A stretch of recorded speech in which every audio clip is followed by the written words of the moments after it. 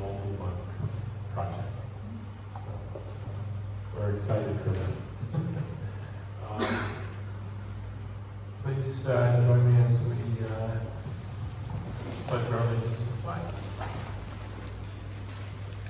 Pledge allegiance to the flag of the United States of America and to the republic for which it stands, one nation, under God, indivisible, with liberty and justice for all.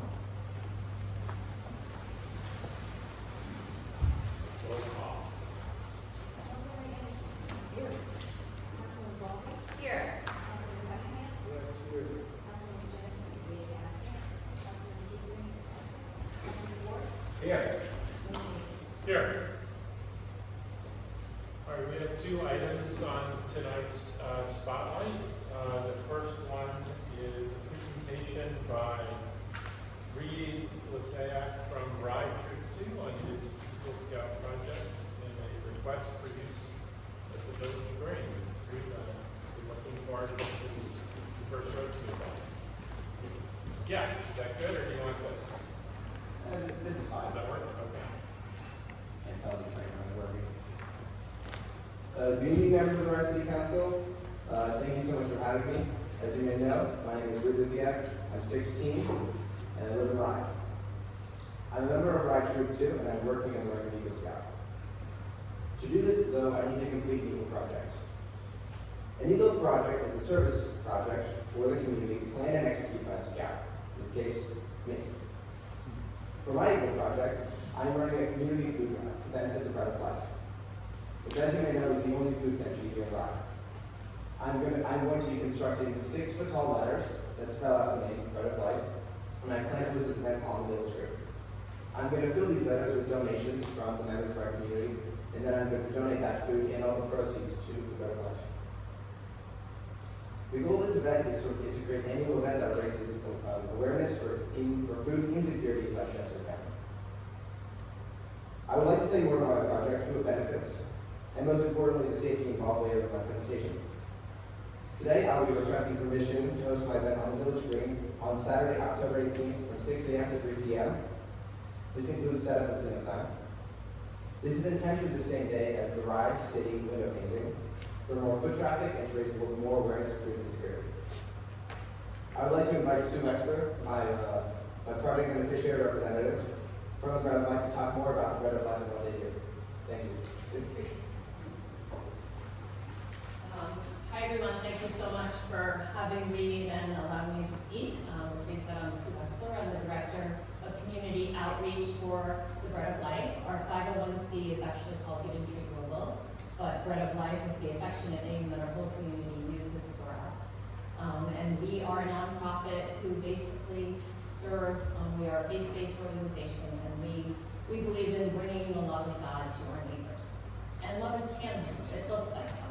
It is food, it is clothing, it is diapers, it is being, a kind and compassionate hand to come alongside someone. We started in 2013 in the basement of Pastor Sherry and Pascal Falco, who live over on Orchard Avenue. And our very first on-site pantry, we fed 8 families. Now, on any given pantry day, an on-site pantry will feed around 2,000. Throughout the community, we feed roughly 8, 9, 10,000 people a week. That's at our on-site pantry, and also we have 18 different local soup kitchens, shelters, and pantries that we go to. When we first started, as I said, we fed 8 families. Back then, there were roughly 1 in 5 people in Westchester County who were classified as food insecure. Now, according to the latest statistics from Feeding Westchester, there's roughly 1 in 3 people in Westchester County who are at risk for food insecurity. I mean, those numbers are shocking, and we, as Bread of Life, do everything that we can in our community to help with those numbers and to feed as many people as we can. We feed physical people, but we also feed souls, and I'll give you a couple of examples of that. So I think it's best, really, they say a picture is worth 1,000 words. I'll give you 2 examples of people actually living right in Rye that we've helped. So there's many seniors that we feed. Seniors are incredibly vulnerable. Many of them are living on fixed incomes. You go to the grocery stores too. You see So one group that I personally have a heart for are seniors, living in Rye and other communities. So there's a couple of seniors who live in Rye that I personally have been delivering food to since the past couple of years. Go there, I'll bring them food. They've lived here for over 50 years. They can really struggle to make ends meet, so we bring them food every week. And compassion, and sit there, chat, and give them love too. Another recent story that happened is we were contacted by a gentleman who used to volunteer with us, and his family fell on hard times. His wife was expecting another baby. He lost his job. They couldn't make ends meet, and they needed our help. We helped them with food. We helped them with our partner, the Sharing Shelf, to get diapers, baby clothes. We helped them with another partner to get supplies for their babies. So we are, out there in the community, really, making a difference. But I will say we cannot do this without you. The City of Rye has been incredibly helpful. Local partners like Reed and some of the other nonprofits, the hundreds and hundreds of volunteers and personal donors who come alongside us each day. So we are so grateful. We are so grateful to be the first and only pantry in Rye. And thank you for considering Reed's wonderful project to benefit our community and help us love our neighbors better. Thank you.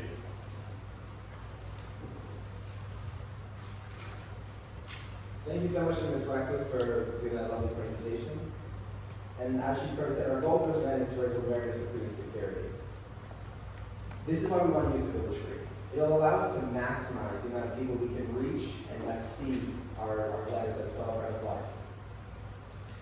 The window painting happens on October 18th this year. That is the day we'd like to do.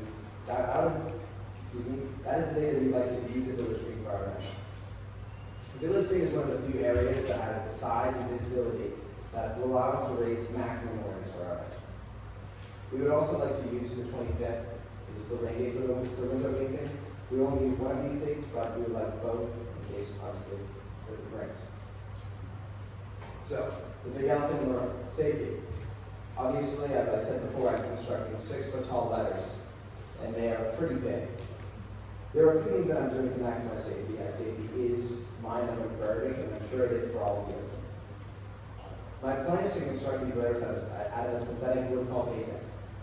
This material is very strong and durable, and it will allow us to reuse these letters for years to come. A contractor has volunteered his time to help me ensure safety for my event. Here's a short list of ways I will ensure safety on event day and while constructing these letters. I'm attaching the letters to bases, approximately 4 by 5 foot bases, at the bottom of each letter to ensure they don't tip over during the event. I'll be assigning one senior scout volunteer directly appointed by me to oversee each letter during the event. This will make sure that all food is being placed in the proper spot, and there's nothing going on around the letters that can endanger them. I will be following all BSA and the city safety regulations during the event. The BSA is a very long list of safety regulations that I'm going to follow for my construction. Some of these are about how every kid can operate a power tool, which basically doing that. How far a kid can go up a ladder, and there are many other things. All of these I will be following while I construct the letters.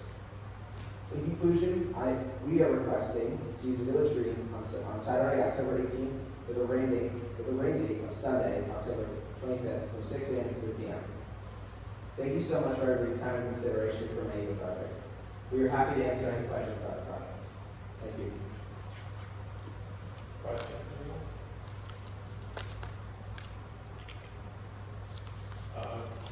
Further down, the approval of this is on the agenda. So we want to move it up on the agenda? Sure.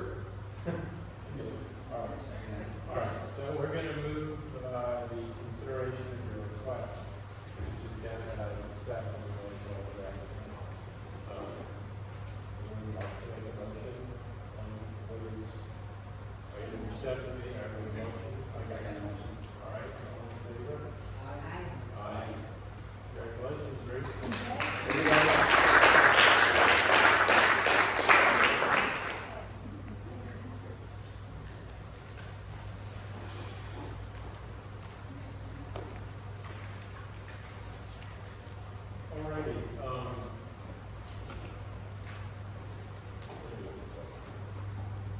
Alrighty, so there we go.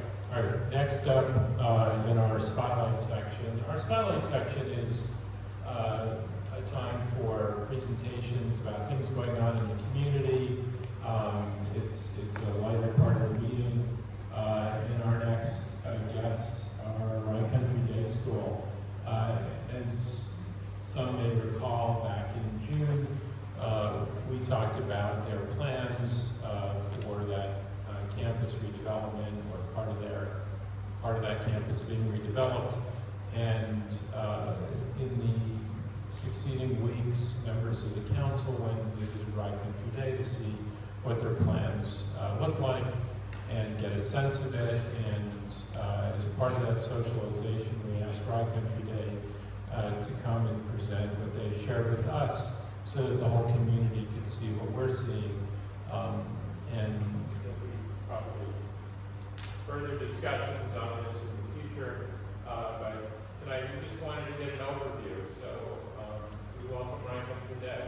So we've got a few people here, so I'll let them introduce themselves. Thank you so much, Mr. Mayor Nathan, and members of the Rye City Council.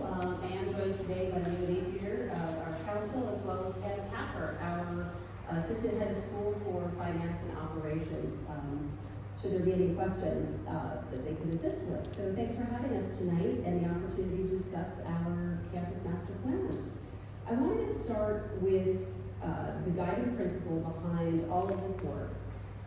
This is an educational project and a community project. It's not just simply a facilities project.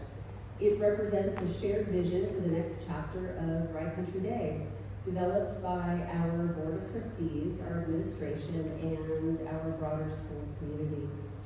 We have approached this work very intentionally and deliberately. We didn't begin with buildings, we actually began with broad questions. What do our students need? What do they need today? What do they need tomorrow? How is teaching changing? And how is our campus being used? And how can we continue our legacy of being a good neighbor and a good community partner? So over the past 24 months, we have studied our facilities, our curriculum, athletics, parking, traffic, circulation, overall campus operations. And so what do we envision? First, we envision spaces that really reflect how students are learning today, which is ideally through collaboration, creativity, inquiry, and interdisciplinary work. On the western portion of our campus, that includes a new center for innovation for science, math, humanities, robotics, and independent research, as well as a renovated Pinkham building that will become our upper school humanities hub. On the eastern portion of campus, the recently acquired Thruway property, we see an important opportunity around athletics, recreation, and wellness. Today, many of our teams have to leave campus for practices and competitions, and our plan brings more of those activities back to campus, reducing travel time for students and families, and allowing students to learn, practice, compete, and gather in one place as opposed to going off campus. Most importantly, these facilities are not only intended to serve Rye Country Day alone. For decades, Rye Country Day School has shared its facilities with youth organizations, camps, nonprofits, and community groups. We are proud of our partnership with our local community, and we wish to continue to expand it.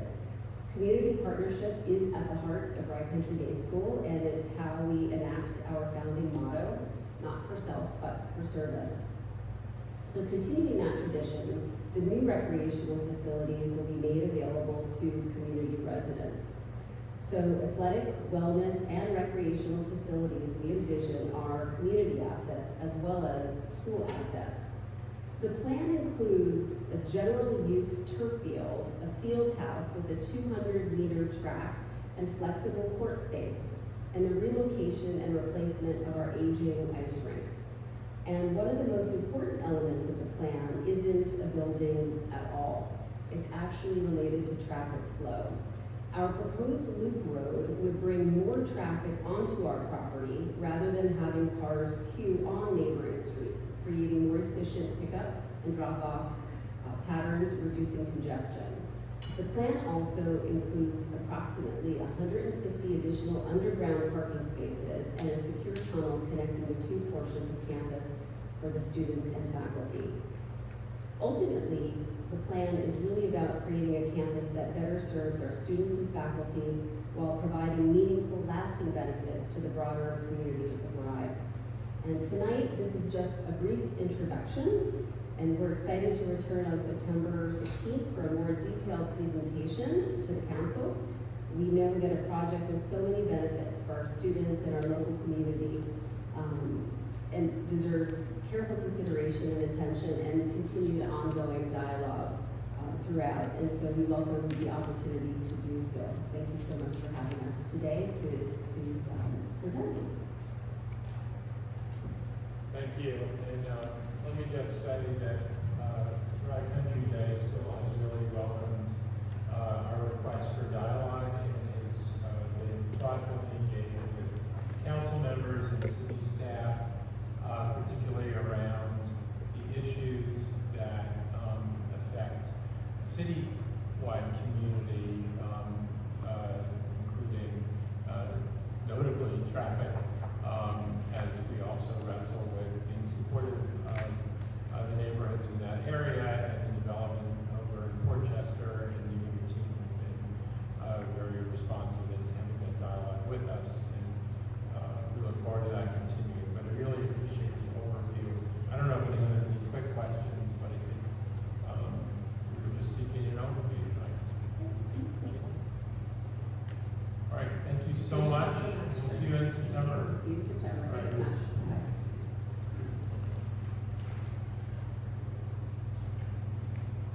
We have a couple of, it doesn't really work, so I'll just, we have a couple of folks who asked to speak to us on non-agenda items. So we have Nick Everett, who is famous in Rye for many reasons. Our chair of our planning commission, and terrific volunteer, but he's here to talk about a resident type issue. So the floor is yours, Nick. Last Friday, August 7th, between 6:30 and 7:30 approximately p.m., Rye had some severe thunderstorms, during which a 38-inch caliber maple tree fell across our driveway, landed up against our house, and actually blocked part of Palisade Road. So we were actually out of the house at the time. Our neighbor notified us. He also notified the police. So when we got to the house around 8 o'clock, the police were there in tape up, and the DPW, I assume, showed up around 9 o'clock and cut the branches off out of the street. Meanwhile, I contacted, obviously, our insurance company, but also a local tree person who I've used over the years, who indicated they'd have people there between 8:30 and 9. They showed up at 8:45 the next morning. At 9:15, the police showed up and said we had to stop, because evidently you can't make noise until 10 o'clock on Saturday. This is an emergency situation. We could not get in and out of our house except crawling through the bushes. Certainly if there had been a medical emergency, no one would have gotten close to the house. So I think there's a major flaw in your law, and you should really reconsider that for emergencies, people should be allowed to remove trees that block access to their homes. Thank you. Nick, thanks for bringing that to our attention. That's a very constructive comment, and something I would ask our staff to take a look at and see if there's a different way we can. I hear you. Can't speak for anyone else, but thank you for bringing this to our attention. That's very helpful. Hey, I'm just curious, had somebody put a complaint? It seemed like it was quite rigid at the police. Yes, somebody complained. Someone actually The put a policeman, complaint? by the way, both policemen were screaming for light and helpful, but the policeman who came in the morning did indicate that somebody had filed a complaint. That's it.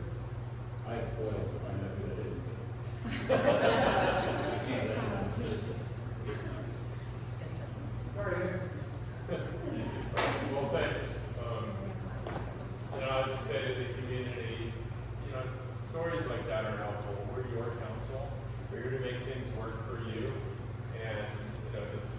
all of our community, and we welcome these kinds of dialogues. It's the only way we can do better is if we point something out that isn't working and then we can look at it. So thank you. We have another member of the public who is here, Ruth Moss. Welcome. Thank you. One for-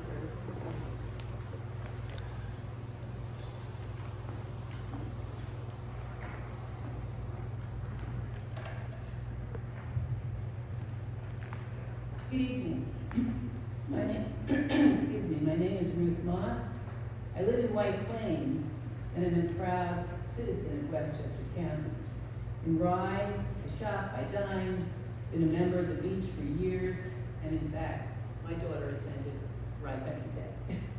I'm here tonight because of something I saw in the minutes from last time. Because I'm also the director of Safe Tech Westchester. It's an advocacy group that's working to get the truth about the adverse impacts of man-made electromagnetic radiation emissions from cell towers, including so-called small cell antennas, which are essentially mini cell towers. No one wants a cell tower, small or large, near their home. But that's exactly what's going to happen in Rye, unless you enact a strong protective ordinance with appropriate setbacks. The drafting of this ordinance is not a task to leave in the hands of Cityscape. Both your council and a group of knowledgeable residents must be on top of the process with the help of an independent, reliable RF engineer to confirm readings and gaps in service accurately. Why? Because there's just too much at stake. Since the late 90s, when cell towers and cell phones hit the marketplace, the rates of Alzheimer's, Parkinson's, diabetes, and cancer have more than doubled. These rates have been directly linked to cell tower radiation. EMR syndrome, sometimes also called electrosensitivity, is also on the rise. Recent polls estimate 7 million people in the US alone have this, are living with this condition. That is more than twice the number of people with lupus, MS, and RA combined. But wait, federal law says you can't use health effects to deny a cell tower, despite the innate injustice of that. Luckily, there are plenty of other valid legal reasons to establish setbacks, such as to ensure and maintain public safety, property values, and the aesthetic environment of Rye streets and neighborhoods. I put together several packets for the council and interested residents. I have a whole bunch more that review provisions of a model ordinance. They also have the statistics in there and the name of a local independent RF engineer. I would also tell you, if you have any questions, to contact attorney Robert J. Berg in Greenwich, who's a great telecommunications attorney, Robert J. Berg, Greenwich. Look, we did this in White Plains, smart city of White Plains, we did this. Scarsdale and Mount Kisco. We're doing it right now in Yorktown, and we can do it in Rye. Thank you. Just making it up here. Thank you for bringing this to our attention, just so that the community has some context for why this is coming up. You referenced something you saw in our minutes in a prior meeting. We have had in the city of Rye for many years an outcry for better cell service, which has become a major public safety issue.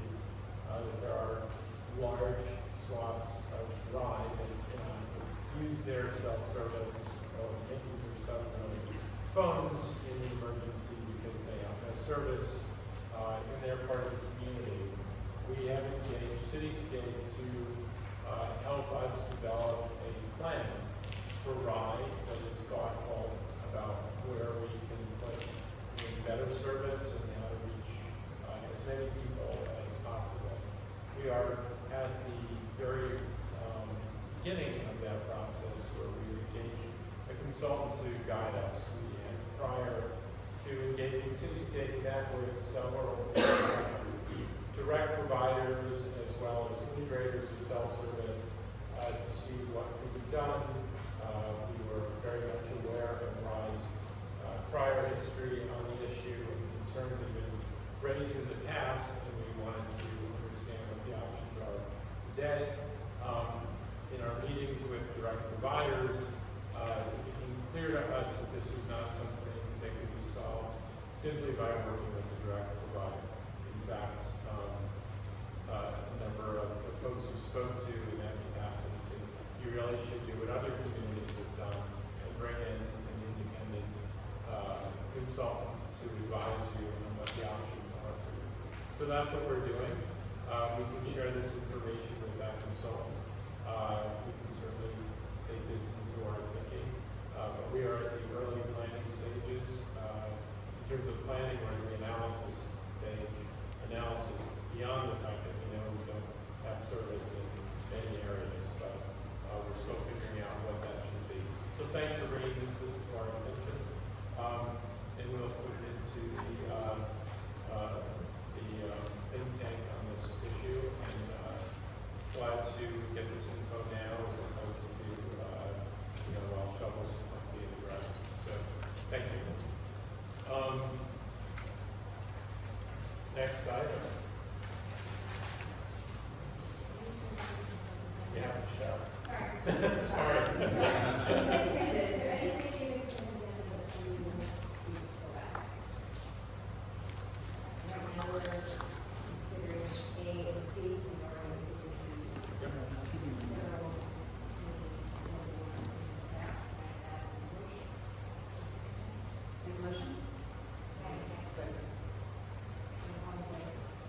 Aye.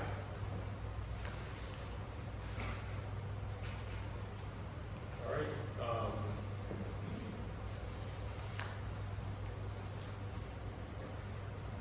Appointments to boards and commissions. We do not have any tonight, so we can move right on. And I think Steve Siller is here. Did I miss something? Okay. That works.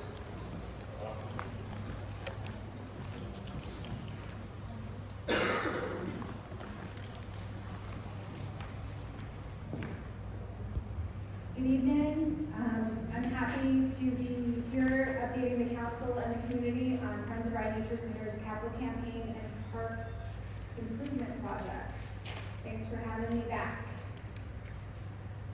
As a general reminder for the public, Friends of Rye has a license agreement with the City of Rye to operate and manage the 47-acre park called the Rye Nature Center. Under that agreement, FRNC must seek council authorization for capital projects, capital campaigns, and naming rights. Tonight, we are requesting authorization to conduct the Living Legacy campaign and approve its associated naming rights. I will also provide an update on the planning and design progress for the much-needed new park entry driveway.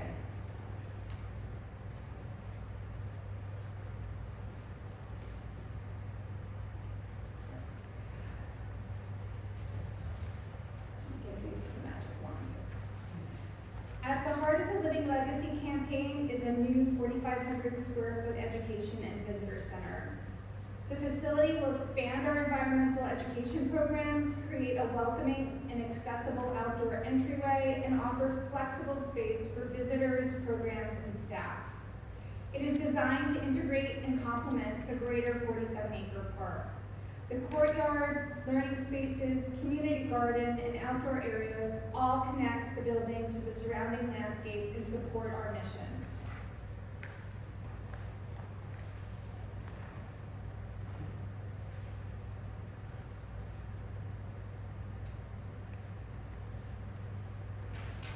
These images show several of the spaces the campaign will make possible. The courtyard and new entrance create a welcoming sense of arrival. The visitor center will provide a place for orientation and engagement. while the learning labs can function separately or open into one large space for classes, lectures, and community programming. The forest patio extends the educational environment outdoors. Together, these spaces reflect our approach to education. Learning should happen both inside and outside, with nature always close at hand. The Living Legacy campaign has a total goal of $5.9 million. We are pleased to report that 58%, approximately $3.4 million, has already been pledged and secured.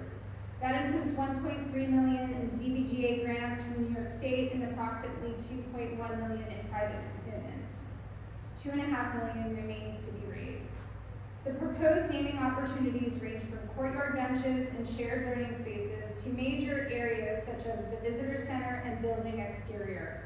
Several have already attracted donor interest and are identified as named pending approval. Gifts of $15,000 or more will also be recognized on the donor wall through 5 campaign giving levels. We respectfully request formal authorization of the Living Legacy campaign and approval of the proposed naming opportunities. By granting this authorization, the council will help protect and strengthen an important public asset, ensuring that the Rye Nature Center can continue serving the community for generations to come.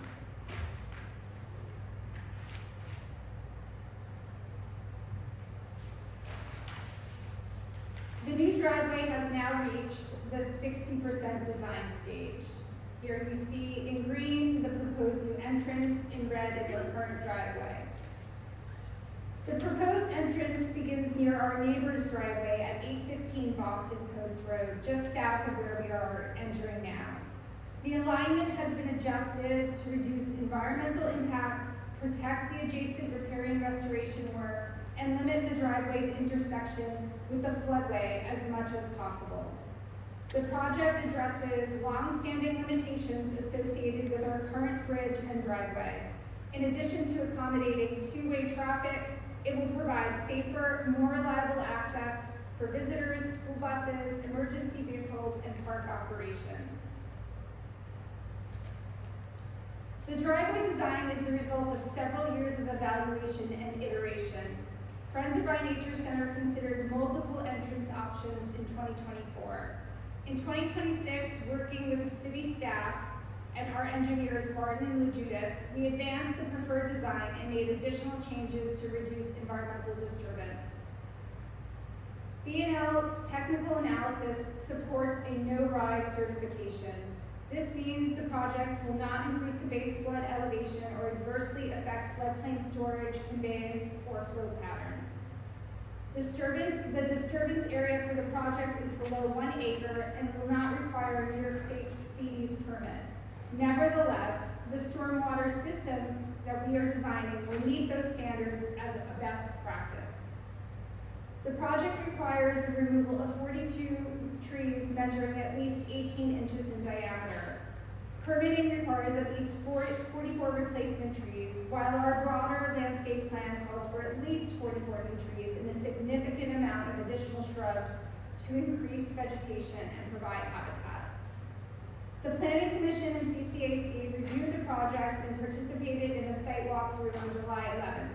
The CCAC needs to be applauded for their robust, thoughtful review of the design memorandum and 60% plans. Barton and Lujudas will use their comments and recommendations as our design progresses and is refined with the landscape architect team at B&L. In addition, the city's arborist, Wayne Cahilly, will be engaged during pre-construction and construction to advise on tree protections. I was informed by the city's planner that the Planning Commission sent a resolution to the council as a result of last night's meeting. FRNC and B&L will continue working with the city and incorporating appropriate feedback as the project moves towards final design. We have heard several recurring questions about the driveway from the general public as well as from members of commissions. First, repairing the existing bridge would require a full rehabilitation but would not resolve its flooding and weight limitations. It would also be less cost effective than constructing this new route. Second, the proposed driveway is outside the floodway and will produce no rise in flood elevations. Unlike the existing driveway, it will also include formal stormwater management measures. Additionally, although 42 qualifying trees will be removed, at least 60 new trees and shrubs will be planted. So at least 44 new trees in addition to a lot of shrubs will be planted. The project we've designed also creates an opportunity to remove invasive vegetation and establish healthier native riparian plantings in coordination with our full blind brook restoration. People are very concerned about the current bridge. This bridge will remain intact as it is today. The unused section of the existing entrance will ultimately become a pedestrian-only gravel path. Other questions we received are about lighting. We will have no plans for lighting this driveway. The new route will support two-way traffic and provide a gravel bump out area in case the park has a need for vehicles to pull to the side or there's a need for overflow parking. The three projects that FRNC have been planning, the repairing restoration, the new driveway, and the new building, will proceed through a coordinated schedule.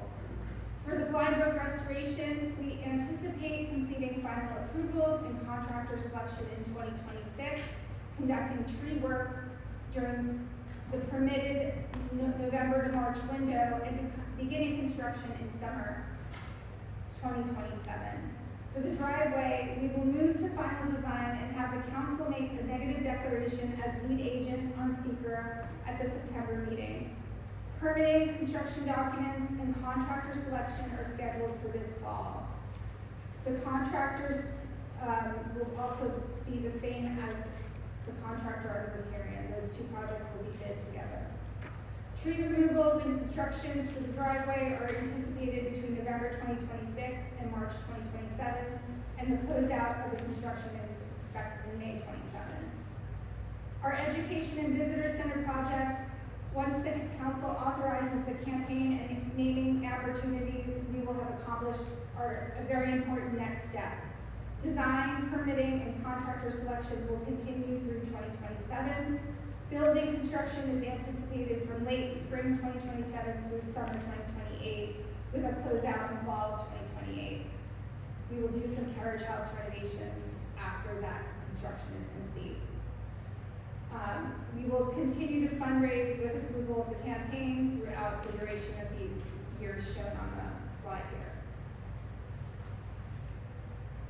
These projects represent one coordinated investment in the future of the Rye Nature Center, restoring the landscape, providing safe and reliable access, and creating an education facility that can serve Rye for generations. We are grateful for the review and support provided by the council, city staff, the Planning Commission, and the Conservation Commission Advisory Council. In accordance with our license agreement, we respectfully request the council's permission to conduct the Living Legacy campaign and its approval of the proposed naming opportunities. With 58% already pledged and granted through the state, we have strong momentum. Let's keep going. Thank you for supporting this vital public asset. I'm happy to answer any more questions. Does anyone have questions? Does anyone else have questions? I have a couple of questions.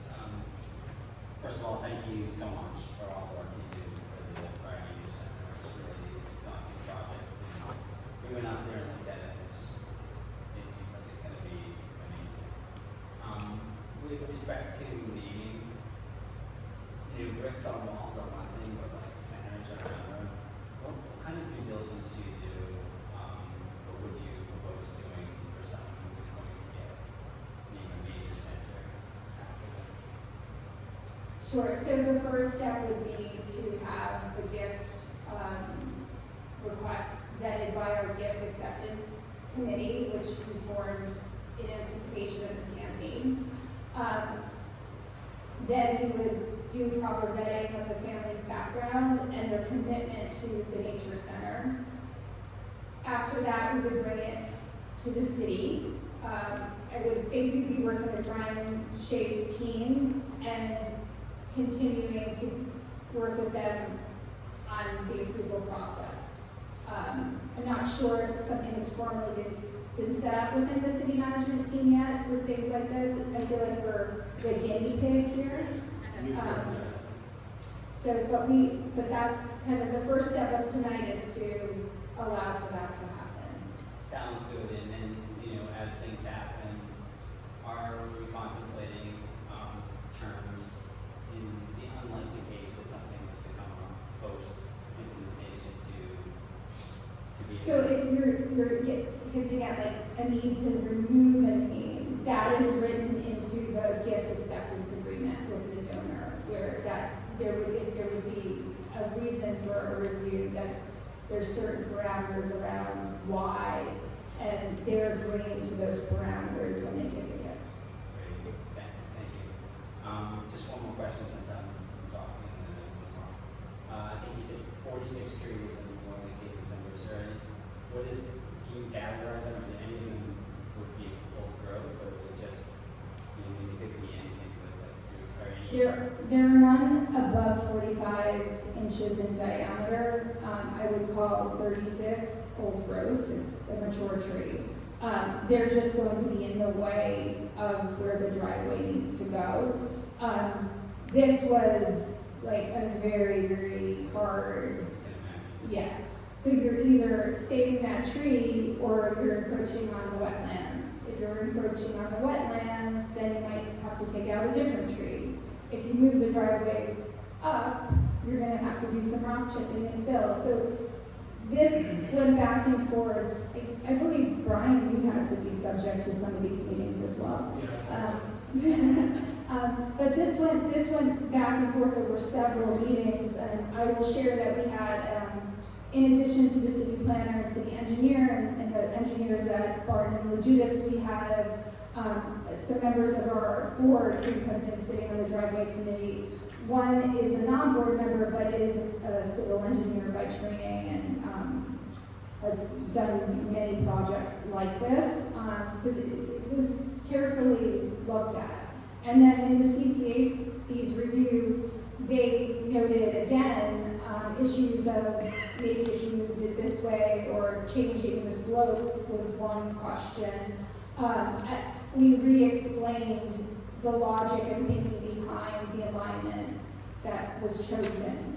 It was chosen with care and thought and with sacrifice. Thank you. I can imagine, especially a place like Brian Anderson, thinking about those things, and it's difficult. Yeah, it's a hard project to, from a tree perspective, for a love of trees, it's a hard project, but from a long-term wanting a park that teaches people to love trees, this is a great project. We need to have a safe access into the park. We need to have a sustainable way to get people in and out. And we're in a fortunate position to be able to deliver that to the community right now. Plus, we're in the tree business, so there's lots more trees that will come. So, Thank you. other questions? Yes. Maybe speak to how the existing building is tied into this big project. Of course. So the existing building hasn't formally been looked at by our architect, who happens to be a former board member.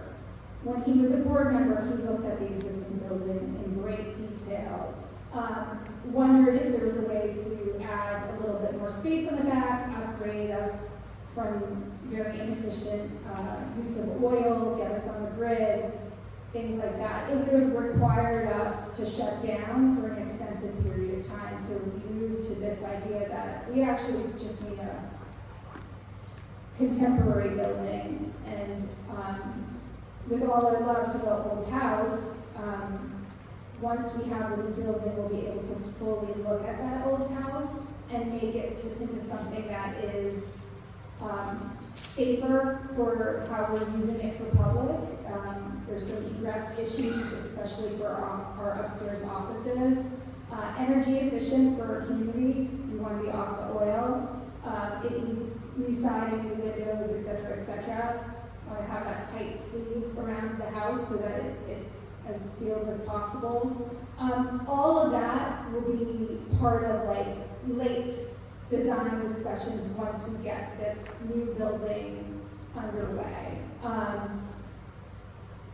One aspect that we're really focused on in terms of like a change in configuration of the space, I'll share this, is just the idea of the doorways to both buildings, the new and the current carriage house, will be facing that entry outdoor courtyard. So that's something to look forward to, because right now when you come up, you're kind of like, where's the front of this building? Am I at the back of the building? So it'll be more front and center, if you will. Sure. Other questions? Anyone else?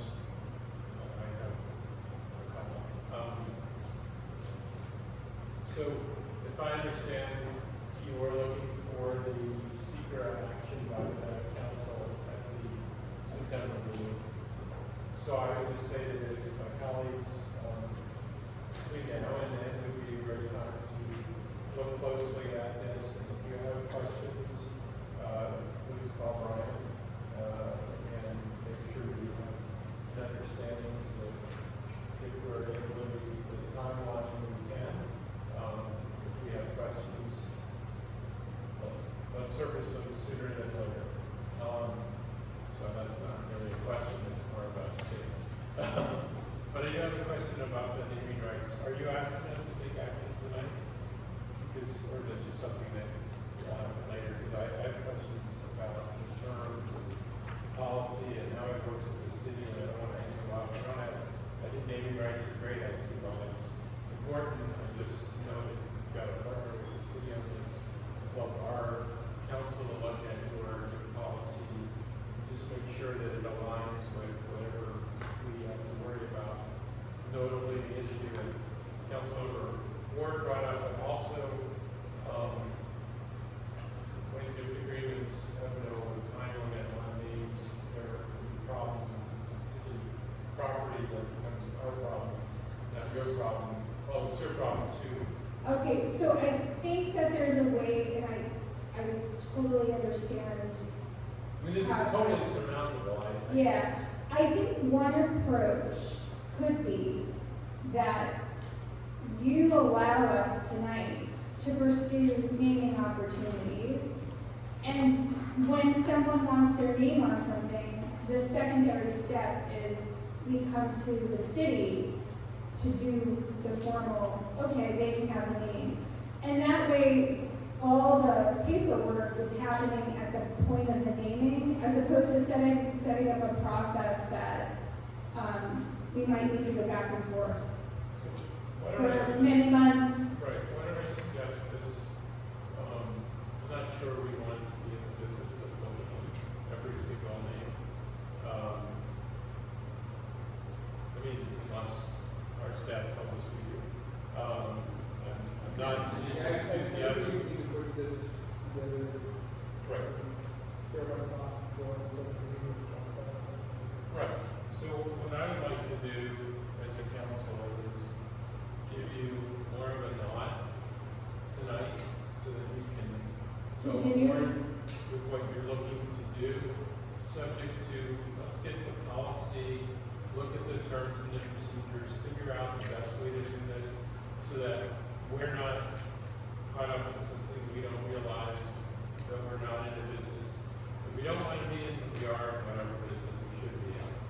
Okay, so a copy of our gift acceptance policies, and you have now all the naming opportunities associated with this project. I think if you have a model agreement or whatever, I don't know, I mean, I don't want to get subject to looking into the details, but I'm trying to give you guys a nod. Yeah. You have people who want to know that this is something that they should engage in. I don't know if my colleagues are comfortable with just saying, sounds good. Yeah, I think that's something that's going to happen, although we need to framework. Yeah. That would be great. Yeah. That's something that we'll probably work with Chris and Brian. Right. To make sure that we ban it, moving on to other divisions, rec center. Yeah, other places, you're not the only you're the first, sorry. But, Well, Galliano Ballpark, I guess it might have been an early. first in a long time, and first for this council.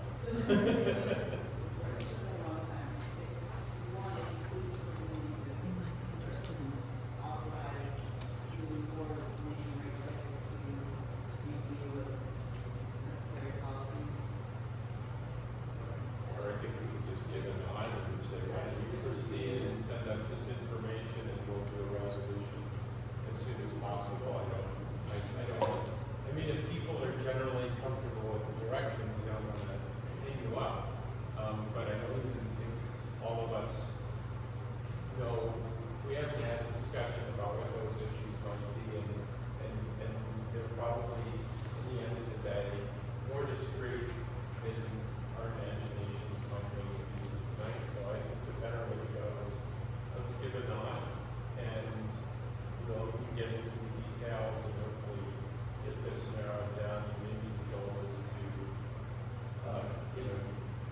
get a little more comfortable before, the next meeting. We have a meeting in September and we have one shortly thereafter.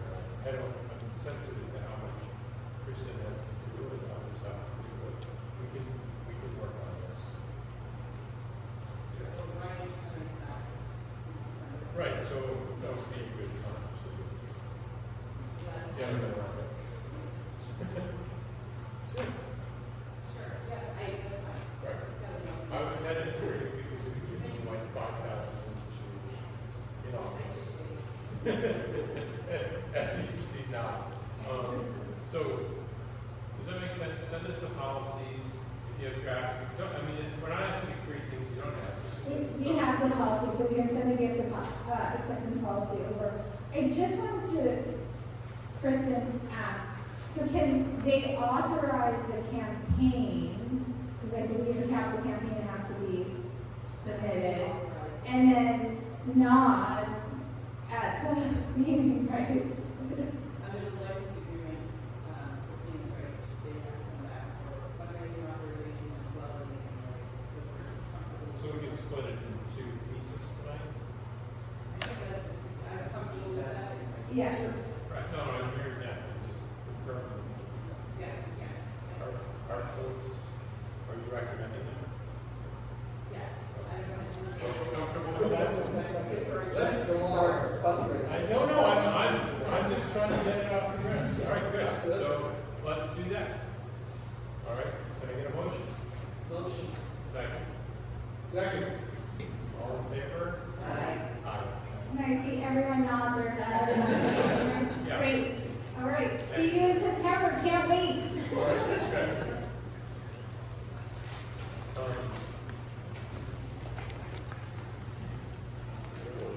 This one's, for you, Brian? Yes, adoption of the 2026-2027 tax levy and tax rate for Rhinebeck Community Free School District. This is the ministerial tax collection that the council must take for the portion.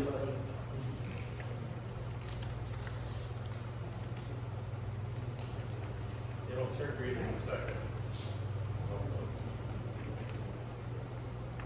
Or not. Okay, adoption of the 2026-2027 tax levy and tax rate for the Rhinebeck Community Free School District. This is a ministerial tax collection the council must take for the portion of the Rhinebeck School District located within the city of Rye. Rhinebeck has certified $13,721,242 in taxes to be raised from properties within the city.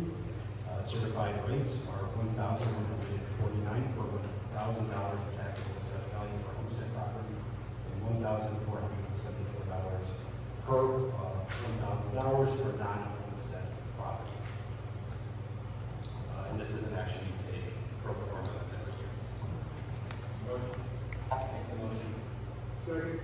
Roll call or, okay. Councilman Anderson? Yes. Councilman Baldwin? Yes. Councilman Kane? Yes. Councilman Johnson is absent. Councilman Christie is absent. Councilman Wolf? Yes. Mayor Yes. All right.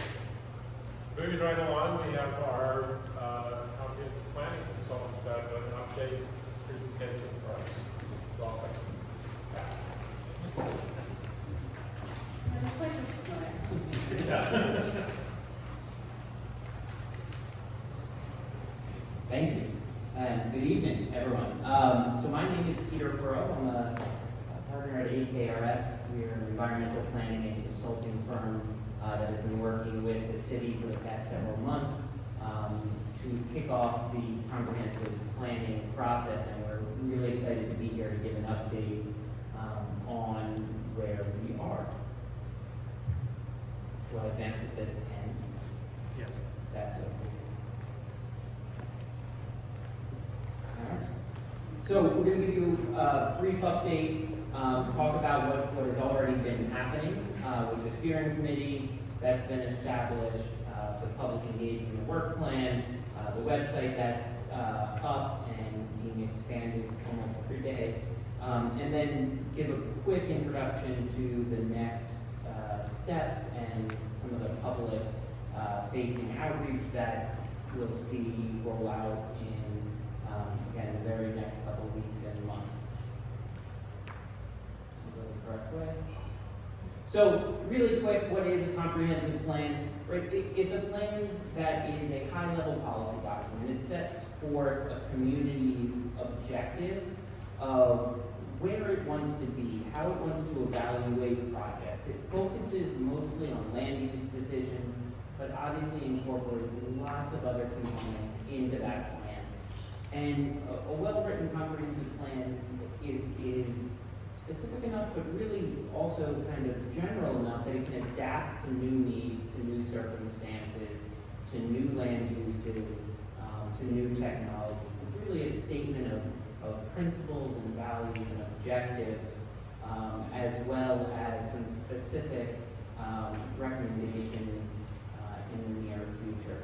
It is also a formal document that is adopted by local legislatures in New York State, municipalities that have a comprehensive plan, which is not every municipality.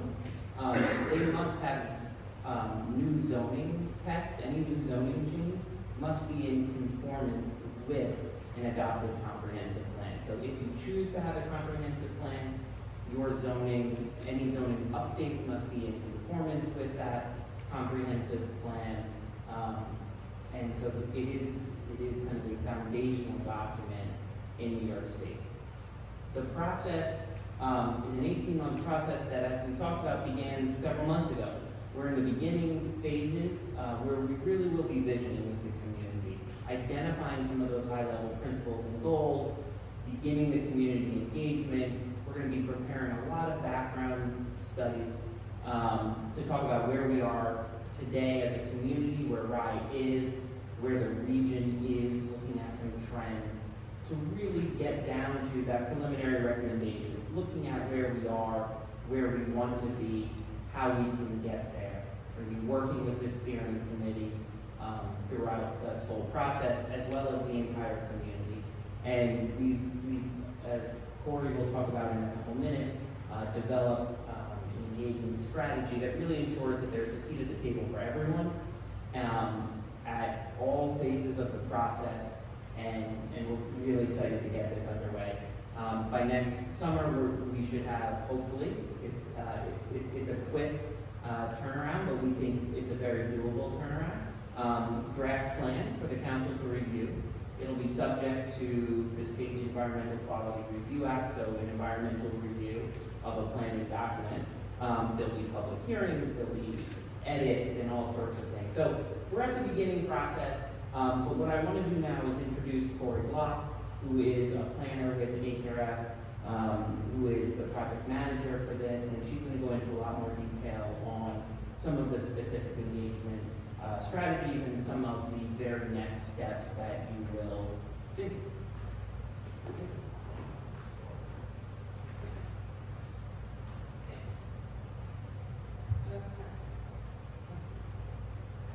Yeah. So we've been working with city staff and the steering committee to come up with this hub and spoke structure. So this is an overview of who is involved in the plan, right? So the Rye City Council are the owners of the plan. They ultimately are the ones to adopt it. But they have created a steering committee. And that steering committee consists of residents all across Rye with all different types of backgrounds. And they are kind of the main hub for everything that all the engagement will go through, and that will be funneled back up to city council. And we'll kind of talk about this more in depth as we go along. There's a lot of moving parts involved in this, a lot of people involved.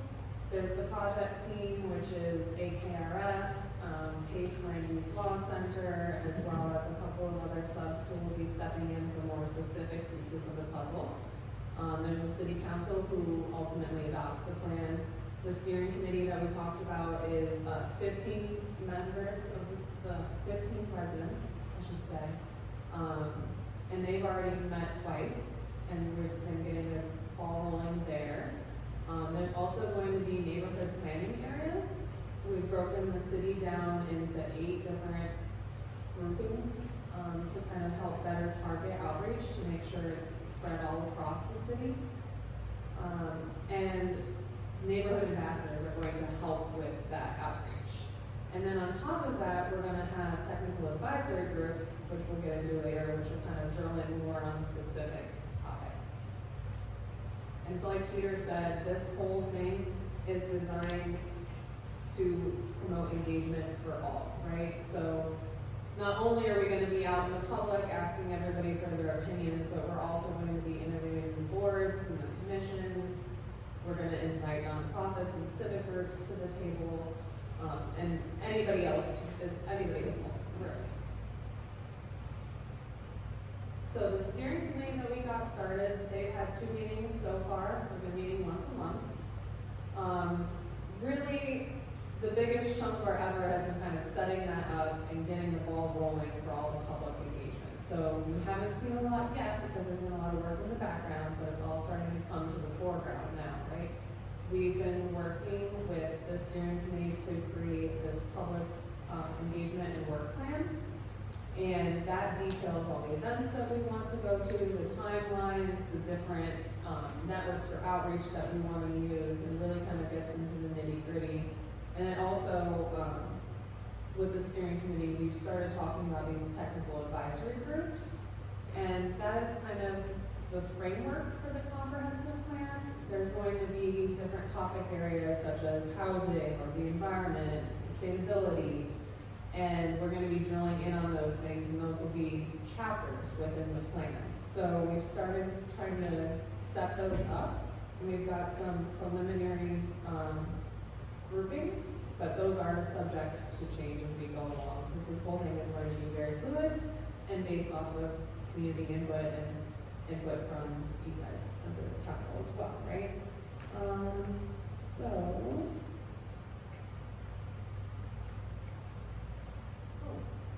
That's a little different. Didn't look like that on my screen. No. Sorry, it's a little tricky there.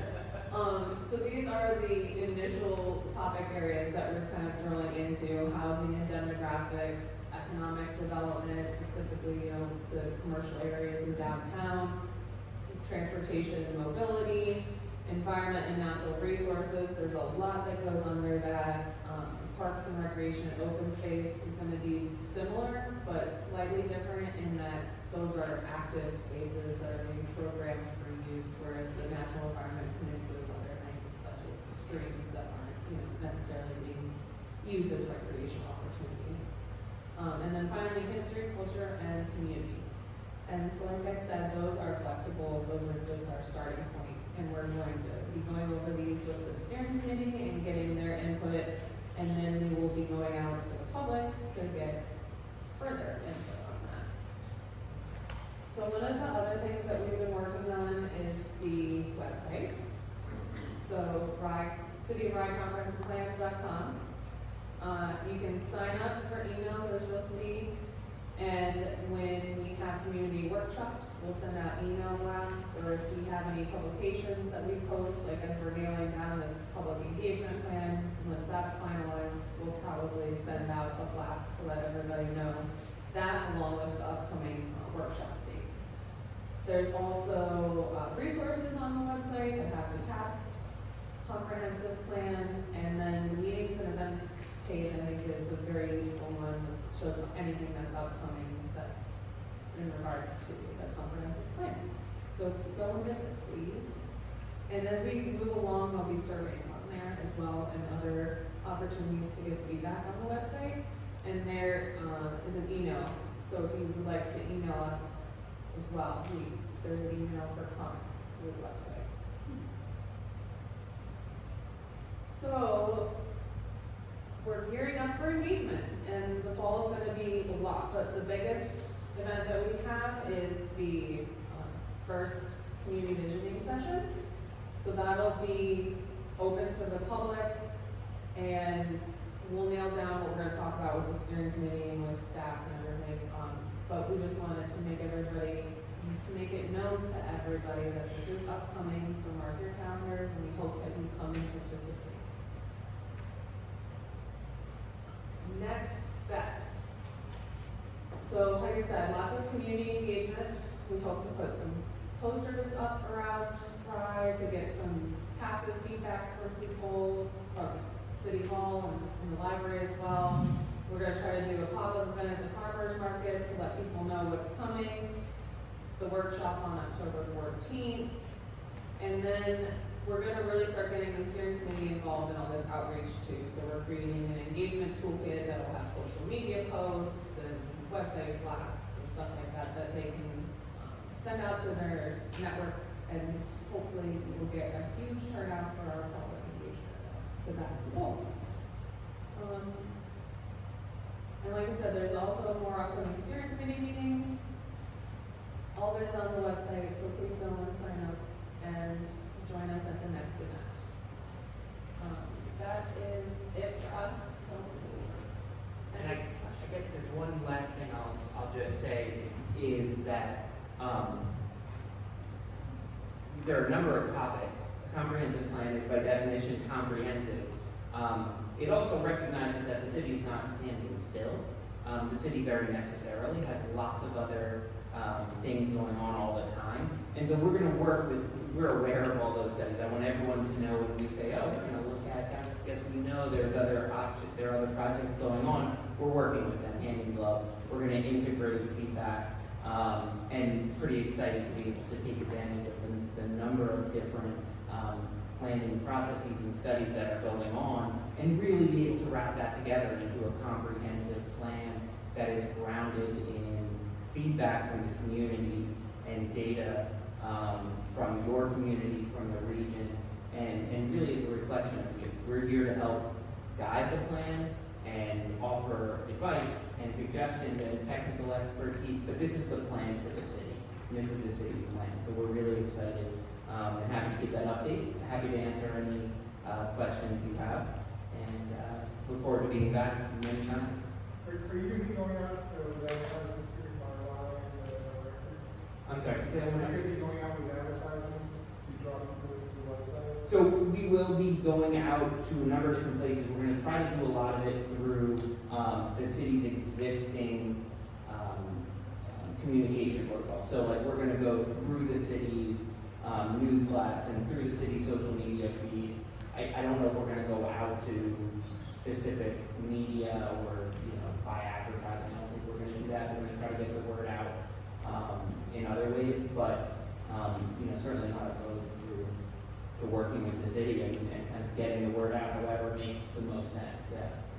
They've been at all our meetings, so they're Yeah. pretty aware of what's going on.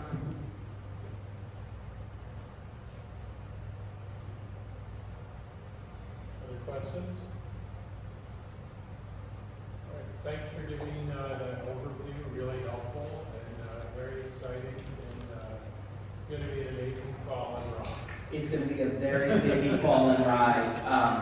If people aren't aware of the events, it's not because we weren't blasting stuff out, so get ready. Great. Thank you, everyone. Thanks so much, Peter.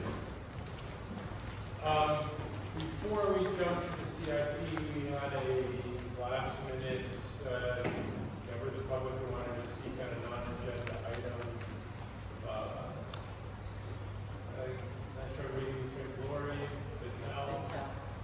Yeah, Sorry, right. I didn't know about this, I just walked in. No, that's fine.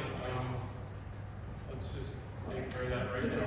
Okay. I've never spoken before, so please let me know protocol if I'm doing anything different. My name's Lauren Tal. I live at 720 Milton Road in one of the Milton Harbor House units. And can I just give you guys the, I'm going to read it so you guys can have it.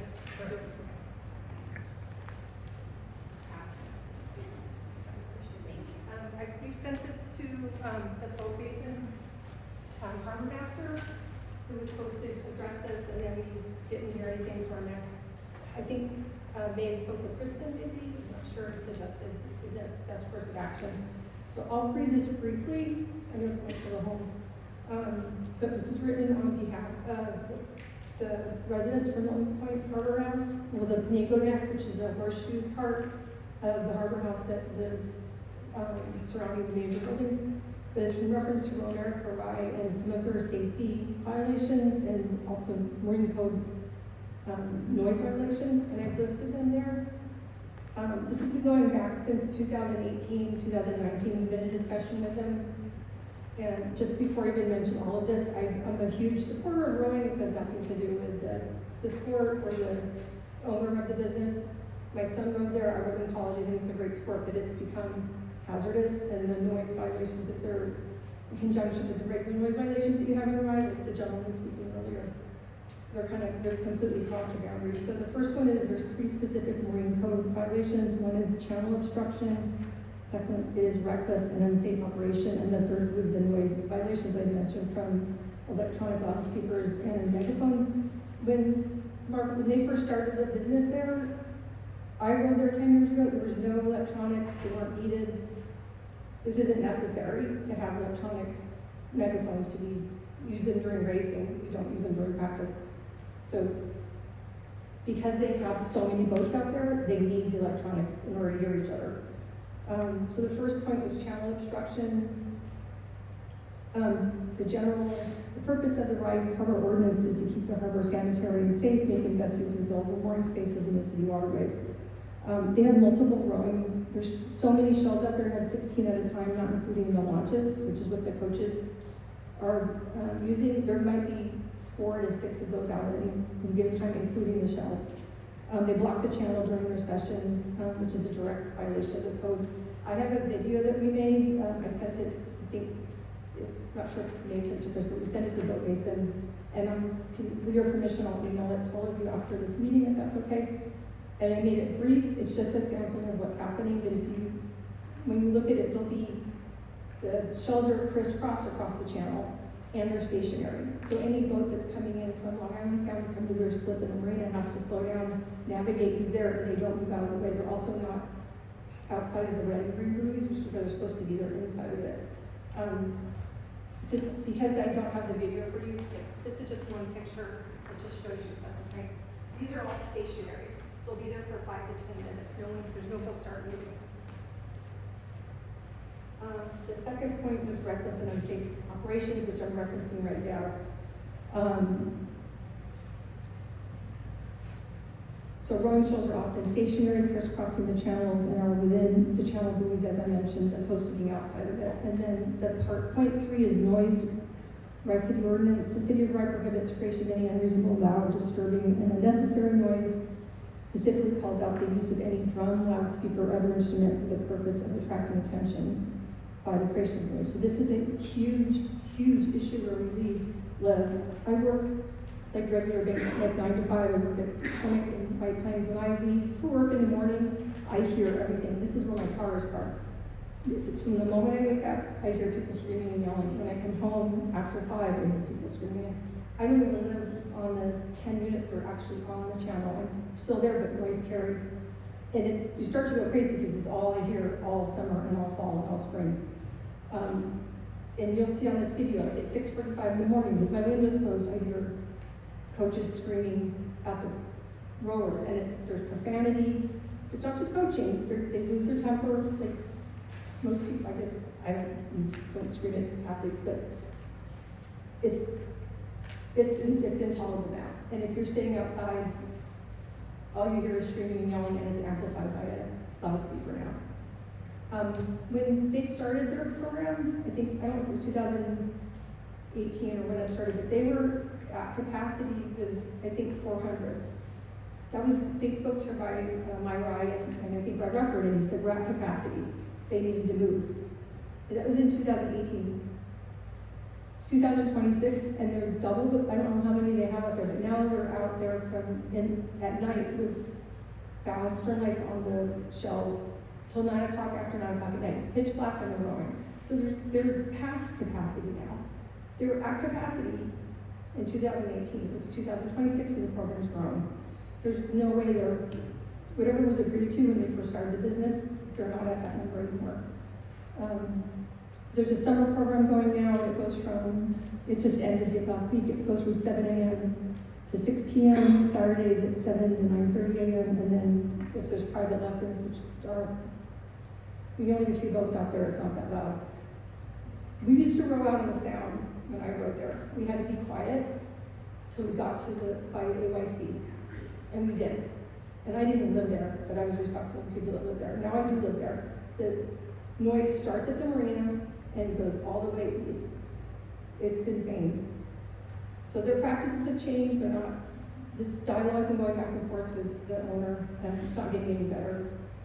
The last question I have, though, is I know that they were going to look at Wainwright House, and there was a discussion, and then it got squashed, and I was wondering why that was squashed, and if that's something that you can answer that question to me. They need to move. They haven't moved. They wanted to go to Wainwright, and then the community there said no. So I'm wondering why they were not allowed to move there, and why they're allowed to stay where they're at, if anybody might know that.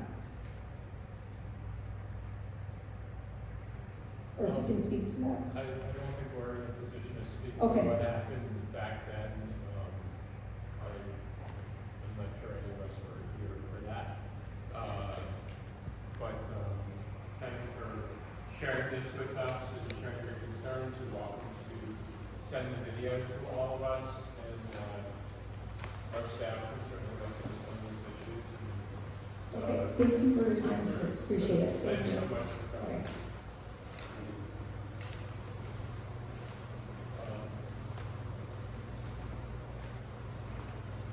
All right, now on to the CIP.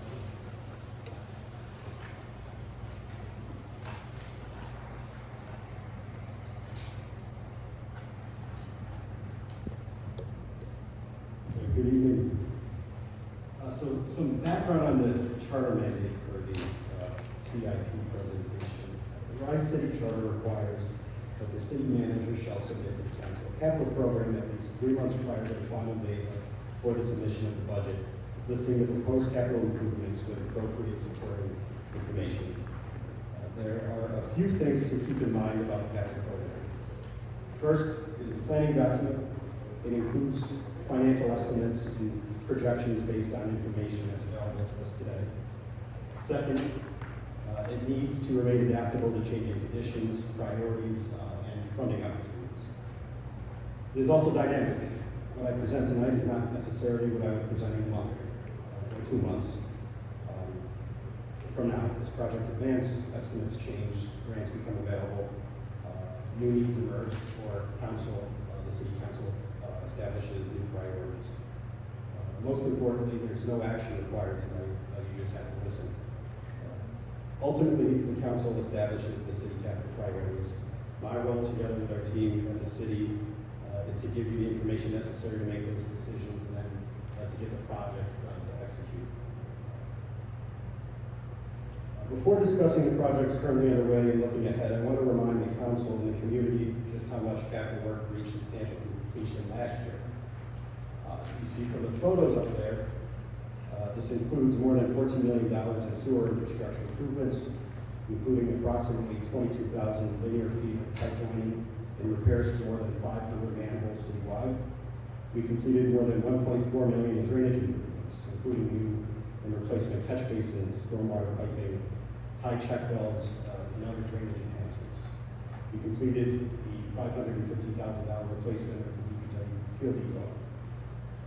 We completed approximately $475,000 in improvements to Car Park 1, including stormwater treatment before discharging to Blind Brook, more than 20 native hardwood trees and bioretention plantings, simplified traffic circulation, ADA compliant spaces, and wider parking spaces throughout the lot.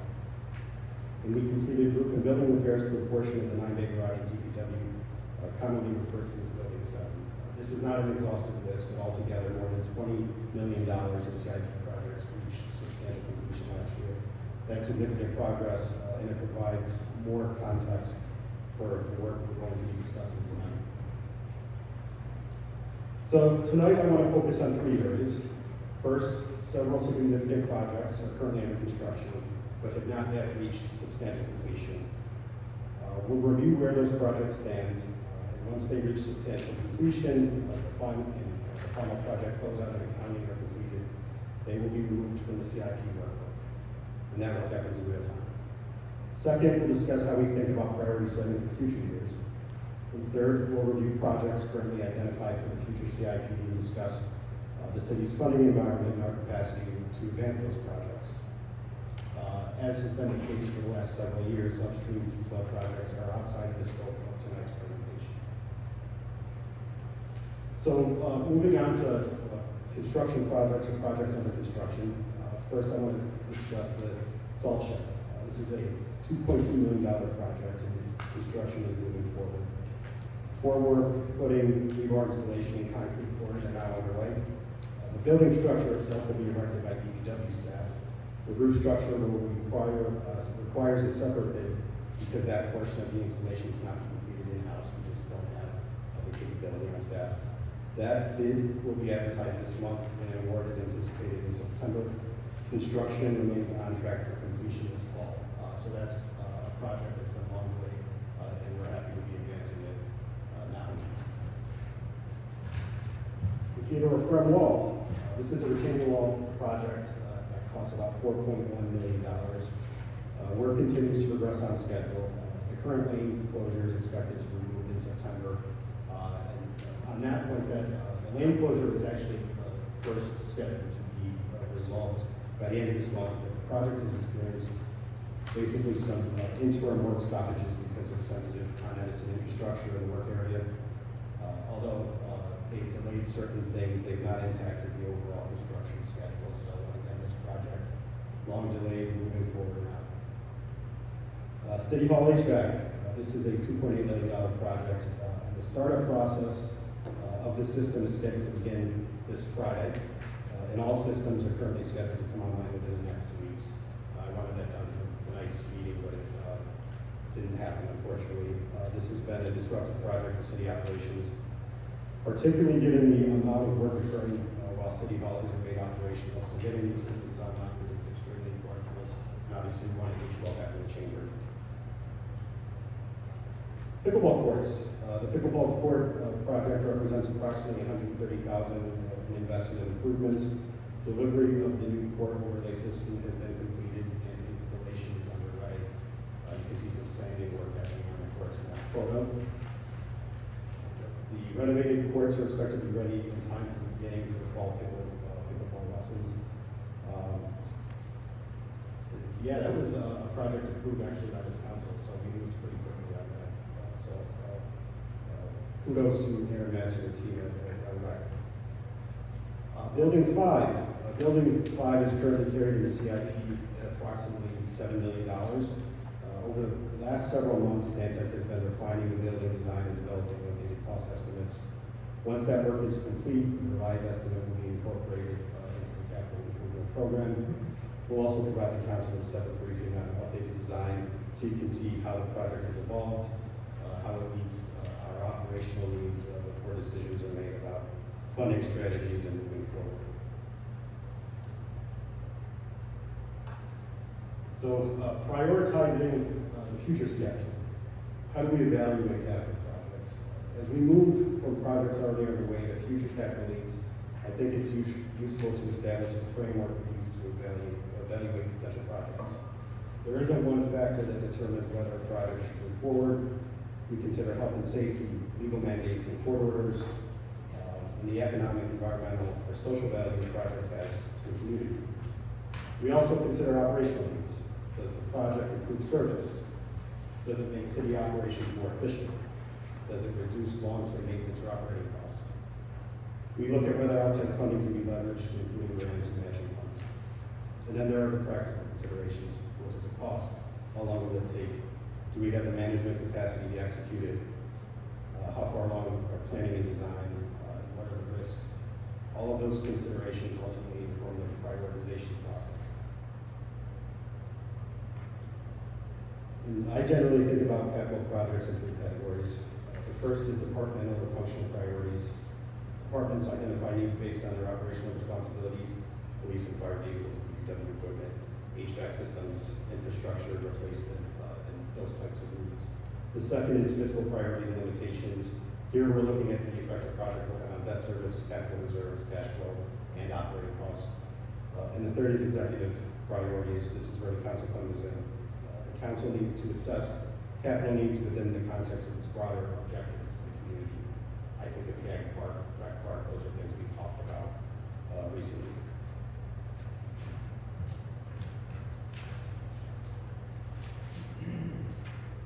So moving on, this is where we're going to get just high-level totals by category of all of these projects that appear in the CIP, and we'll talk about specific categories. But through 2031, the current totals by category come out to over $76 million in identified capital projects.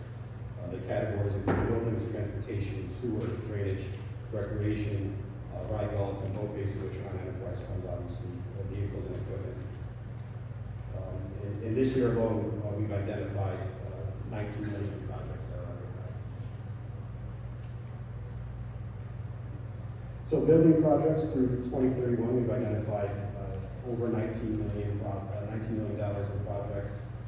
Some of these you've heard before: Building 5, the salt shed, City Hall HVAC.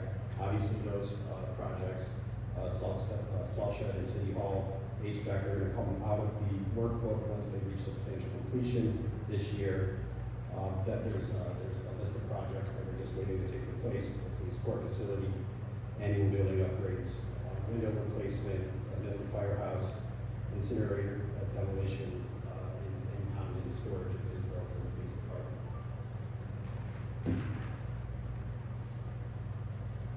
Transportation projects represent the most significant category in terms of dollars across the CIP. We've identified through 2031 over $30 million of projects.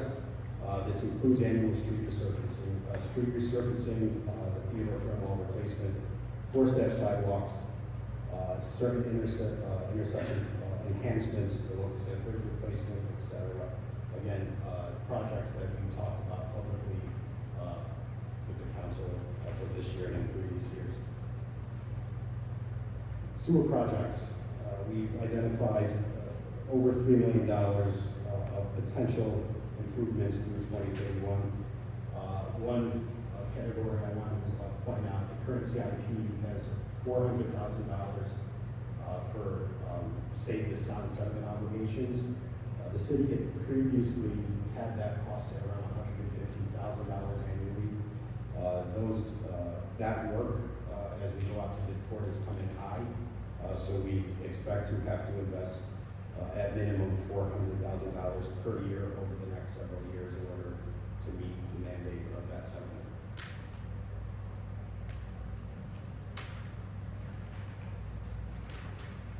Drainage projects, we've identified over $3 million through 2031. This includes stormwater, cemetery stream bank restoration, and Hicks Park drainage improvement. Again, these are projects that have appeared in the CIP for several years now. Recreation projects, we've identified $4.4 million of projects through 2031. Again, the current CIP, I have the pickleball courts listed because those will be completed. But then we have the basketball courts, improvements to the Damiano building itself, potentially an amphitheater roof structure, field house, Disbrow tennis courts, which we hear about often, and Gagliano Park improvements, again, things that we have talked about often.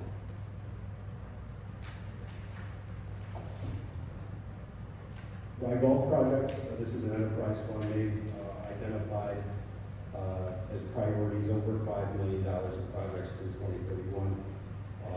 They are in the midst of some master planning activities. I expect this list to be more robust and robust and specific next year, or the next time I update you on the progress of the CIP. But they have existing reserves of $8.7 million. Boat basin projects, again, they've identified over $1.5 million of potential projects, dock replacement, dock entrance and walkway, parking lot upgrades, facility upgrades. And they have in their reserves and revenues over $2.1 million available to them. And I do want to give a shout out to Rodrigo and Maria, who really had a very difficult season with damage to their facilities as a result of the harsh winter. They had to do some building improvements, dock replacement already this year, and that was difficult, but they got it done. So they did a great job. Vehicles and equipment, we've identified $8.7 million of needs for vehicles and equipment through 2031. The annual police department fleet, we have at $300,000 annually. Obviously, we have an FD ladder, a fire department ladder, and a fire department engine. Those are up there. The council has already authorized those, and the funding for those has been reserved, set aside, or for the engine is in the process of being set aside. Those two apparatus have not been delivered yet, and those dollars remain in city accounts. That's why they're listed still. There's miscellaneous fire department vehicles of $750,000 through 2031, and then you have the DPW fleet and staff vehicles as well.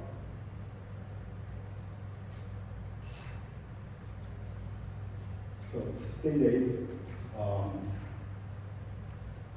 one of the most important changes to our capital funding environment occurred beginning in 2022 when the state legislature substantially increased annual infrastructure funding. Our current annual funding includes approximately $460,000 in CHIPS funding. That's a version of road funding. $1.5 million for state touring routes, $77,000 for pothole repair, $75,000 for winter storm recovery, and $115,000 through paving work. That's a paving program.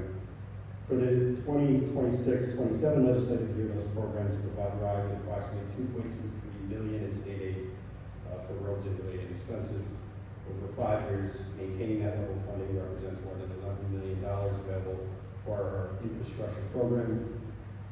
For the last 3 years, we've incorporated, actually 4 years now, we've incorporated these revenue streams into CIP funding models because they become recurring components of the state budget.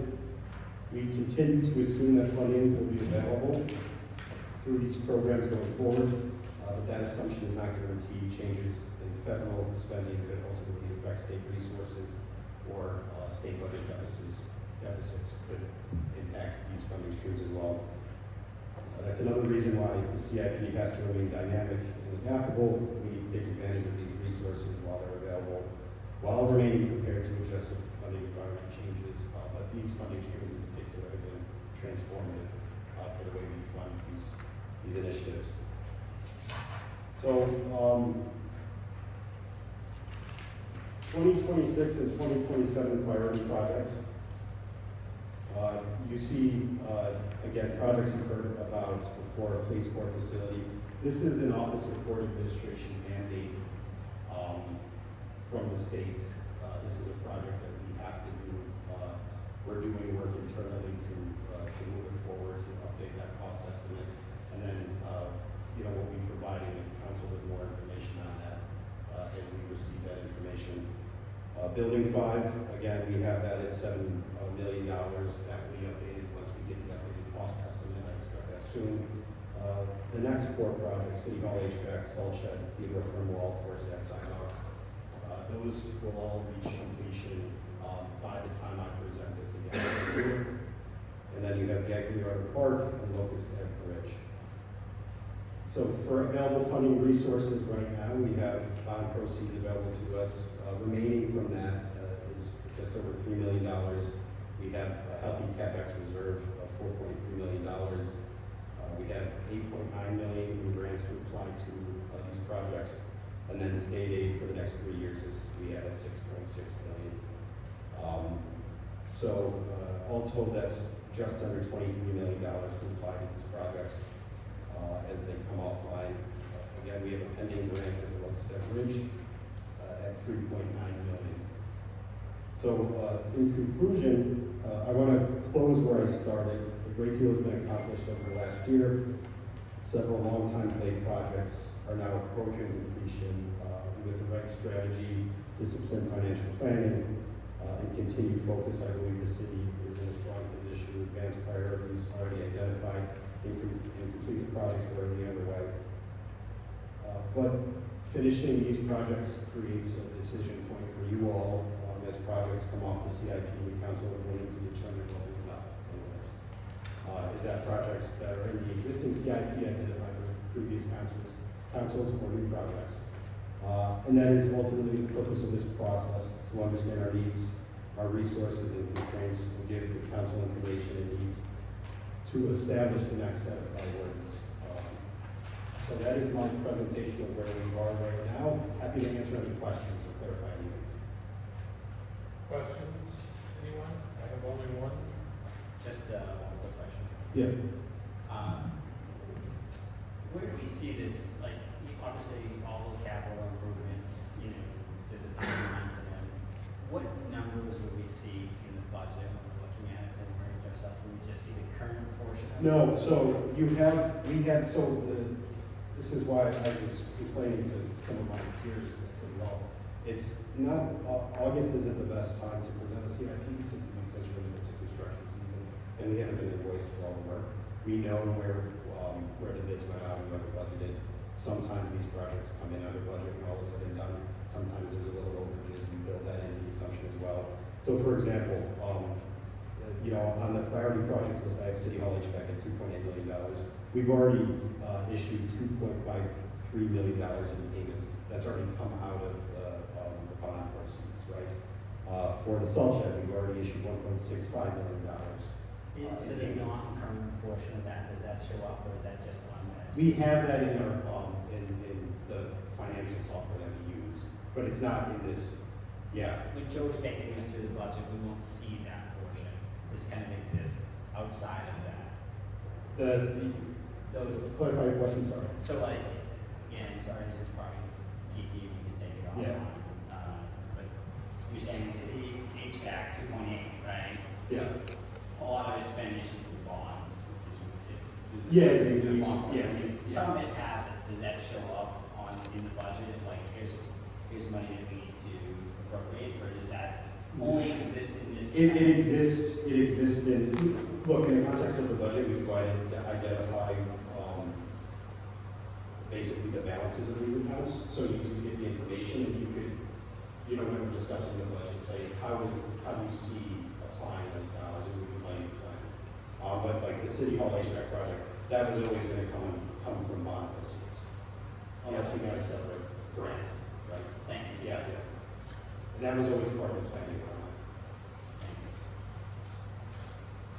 Others? One quick question. The boat basin, don't see an allocation or a note about dredging. I would suggest, well, maybe you have a comment before you. I don't have a comment. We're actually, I actually spoke to the harbor master today. He's going to be present with us at our next CIP meeting. We're going to talk about the status of the dredge, where our permit status is, and then again, I opened up by saying what I present today, we can do it in 2 weeks. That's an example. Great, okay. Special there for the any pool renovations at Black Hawk Park, is there? Repeat that question, I'm sorry. There's nothing on the Black Hawk projects for pool renovation. Is that something that? For that, I was like, I remember this is that project. We just don't know what that cost is going to be as part of their master planning. They're going to have to cost that out, and there's going to be a big number dropped in there. Yeah. Big number like 10 plus. That's where most of these projects. I mean, you're looking double that. Yeah.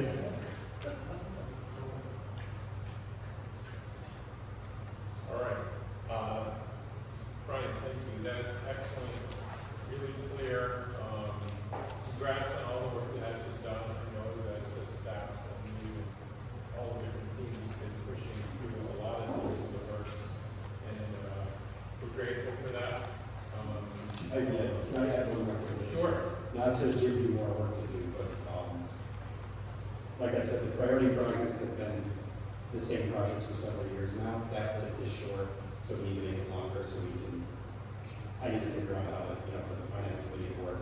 I Our saw grant it. consultants to work, so we'll have to workshop that as well. Yeah. I saw that note and I thought, don't worry. Yeah. I think, our colleagues here probably have ideas. But yeah, I thought that was great, and I look forward to us workshopping that at the appropriate time. So, thanks so much. Thank you. We have, a couple of public hearings to, I think, open and, handle, and we have a public hearing to set. And then we also have a waiver request. Can we do item 17 real quick, because that's just setting a date? Does anyone mind if we move item 17 up to, following this, and then move everything down? I'm just trying to get the easy stuff, but a bunch of easy stuff. So can I get a motion to set a public hearing second? All in favor? Thank you. Item, 14.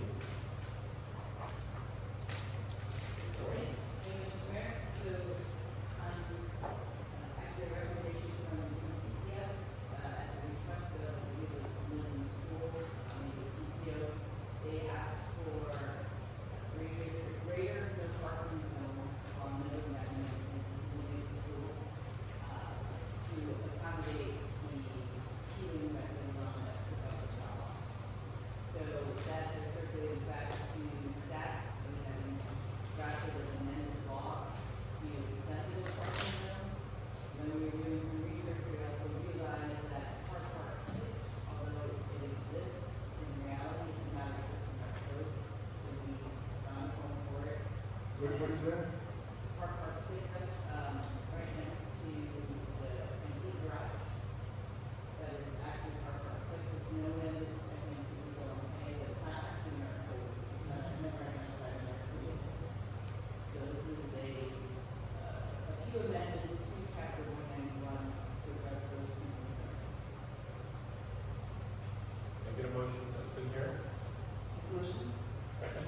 Second. All in favor? Aye. Any comments from the public? Really about the phantom parking lot? All right. Any comments or discussion by that council? All right, can I get a motion to close the public hearing? Make a motion to close it. Second? All in favor? Aye. All right, any needs to vote? Okay, can I get a motion to approve, that section? I'll make a motion. Second? Second. All in favor? Aye. Aye. Yep.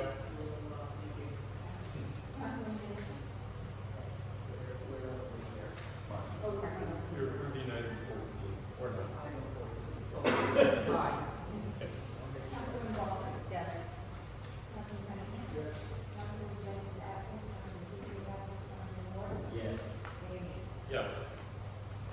All right, can I get a motion to open the public hearing on chapter 13, which we discussed last time we said it? Make a motion. Second motion. All in favor? Aye. Any comment from the public on our ability to look broader than Westchester County for hiring people for the police department? Okay, seeing none, can I get a motion to close the public hearing? Motion. Second. All in favor? Aye. All right, motion approved. Make the motion to approve it. Second. Roll call. Councilman Anderson. Yes. Councilman Baldwin. Yes. Councilman Cunningham. Yes. Councilman Jennings is absent. Councilman Casey is absent. Councilman Moore. Yes. Mayor May. Yes.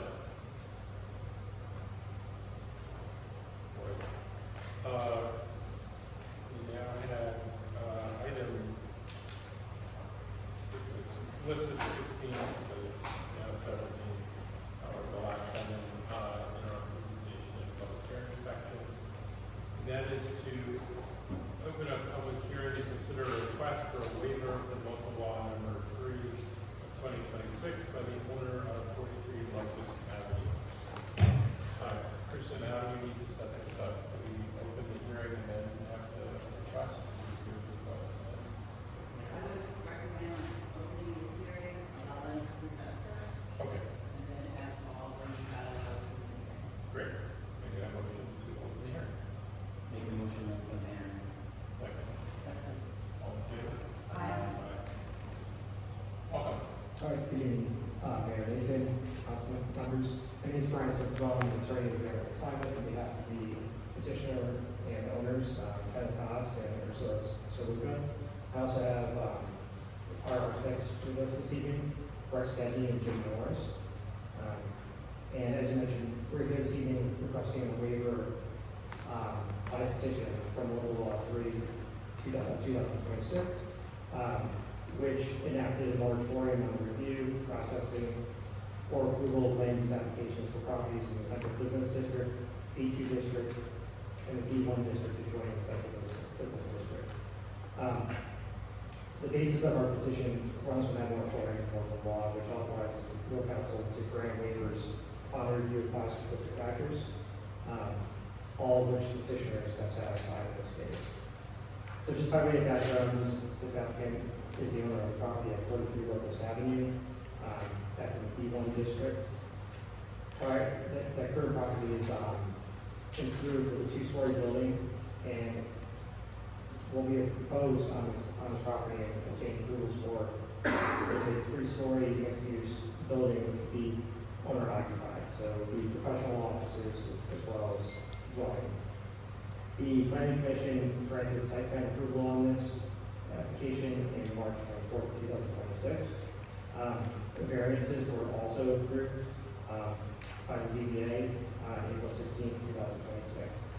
That included a 1-story variance, but I do want to note that the height of the building is still 35 feet.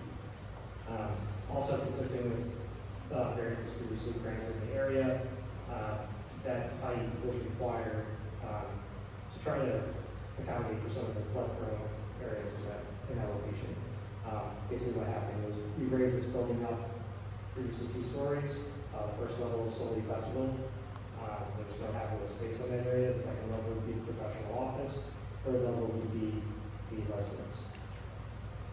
We did also make application to the Board of Architectural Review. That was submitted back on June 5th prior to the enactment of the moratorium.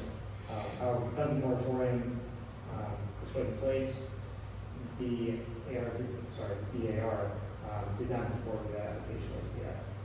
And that brings us maybe to the first factor. So the first factor that must be analyzed by your council is whether severe substantial hardship to the petitioner occurred, and whether or not that was a result of an act or omission by the applicant or property owner. In this case, here, the applicant property owner was not the cause of the severe and substantial hardship. At this point, petitioners have, like I said, obtained planning permission as well as ZBA variance approvals. They've expended substantial time, effort, financial resources in doing so, and they did that upon reliance of the city's established land use procedures at that time. They also purchased with the intent to demolish and use as a home office, and in doing so, they've found themselves in a period where they're somewhat displaced with the assumption that they would actually be able to move forward with this accomplished by this period of time. Also, the purpose of the local law in the moratorium is to preserve the status quo, while the city evaluates potential zoning and design-related changes affecting the central business district in the adjoining areas. In this case, the project already has been vetted under the city's existing zoning. It's already been approved with analysis looking towards the impact of the project environmentally as well as architecturally, and it was deemed appropriate by the land use boards. Secondly, the project is in harmony with the existing character of the community as a whole in the area of the community in which it's located. The property, again, is approved with a somewhat dilapidated 2-story mixed-use building. It has 2 curb cuts currently to accommodate for roadways and retail use in that section, or in that building, with a big parking area in the rear. The approvals that we received actually bring us site more into compliance with the surrounding area. So we've eliminated one of those curb cuts. We provided a facade on the building that appears more residential in nature. It does have a garage door, so it would appear that it's almost a two-family dwelling, although the fact that the second story is office use. Also, importantly, we address stormwater and flooding concerns. So in addition to raising the first level, so it's no longer habitable, it's just a vestibule area, should there ever be a flood. The applicant and petitioner is also proposing subsurface stormwater structures. This improves existing conditions, not just the conditions that would otherwise occur on the site due to the project. Lastly, the ZBA made findings that there will be no undesirable change as a result of the project. No detriment to the nearby properties in connection with granting the variances. The variances for the project also were found not to have an adverse effect or impact on physical or environmental conditions. Aside from those variances that were all primarily flood related, the project is in all other respects fully compliant with city zoning code, both for use as well as height in terms of feet. The third petitioner's application is consistent with the June 5th, 2025 CPD study. The property is not one of the enumerated historic properties. Again, the height and number of stories proposed is consistent with recommendations within the CPD study, so that recommended no higher than 35 feet, and that's what the maximum height of this structure is. And the project was also designed to address flood conditions on Locust Avenue, which is noted on page 6 of that study. Fourth, the project is in full compliance with all other city code requirements with respect to the operation within the city. Again, not to repeat myself too much, but we have the necessary site plan and variance approvals. And so the petitioner simply desires to complete the required approval process at this time, which is held up by the moratorium. That's just with the ARB who has, the AR who has our application granted. The last portion of the last factor here is that we be consistent with proposed regulations. There are no proposed regulations as of the date of this public hearing, so this factor would be applicable. Just open up to any questions that the board may have. Questions?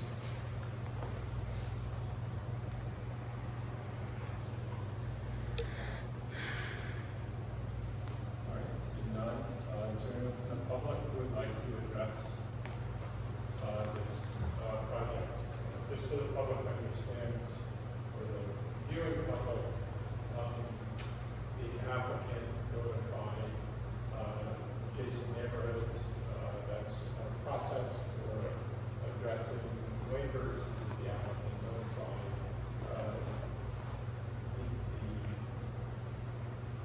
the radius that they would have to notify in bringing matters before the DAR or the planning commission or the zoning board, sorry, we use the zoning board. And that's why I'm asking whether there's anyone here from the public standing at the top, just so that folks understand why I'm asked that question. My understanding is those notices did go out. We did something about the appropriate time frame, so. All right. So, do we have our discussion? Can we close the public hearing and have discussion? I would recommend, unless you have, for public hearing, and then deliver it, the applicant can still answer the questions we have at that time, but Okay. I'm going to move to close the public hearing. Second. All in favor? Right. Thank you. So, perhaps, question here, we can do this in a couple of ways. We're not amongst ourselves here in the public, in the fishbowl. We can have a motion to take action and then discuss the motion. Governance? In other words, motion, second, discussion on the motion, and vote, or we can have a sort of free flow discussion first,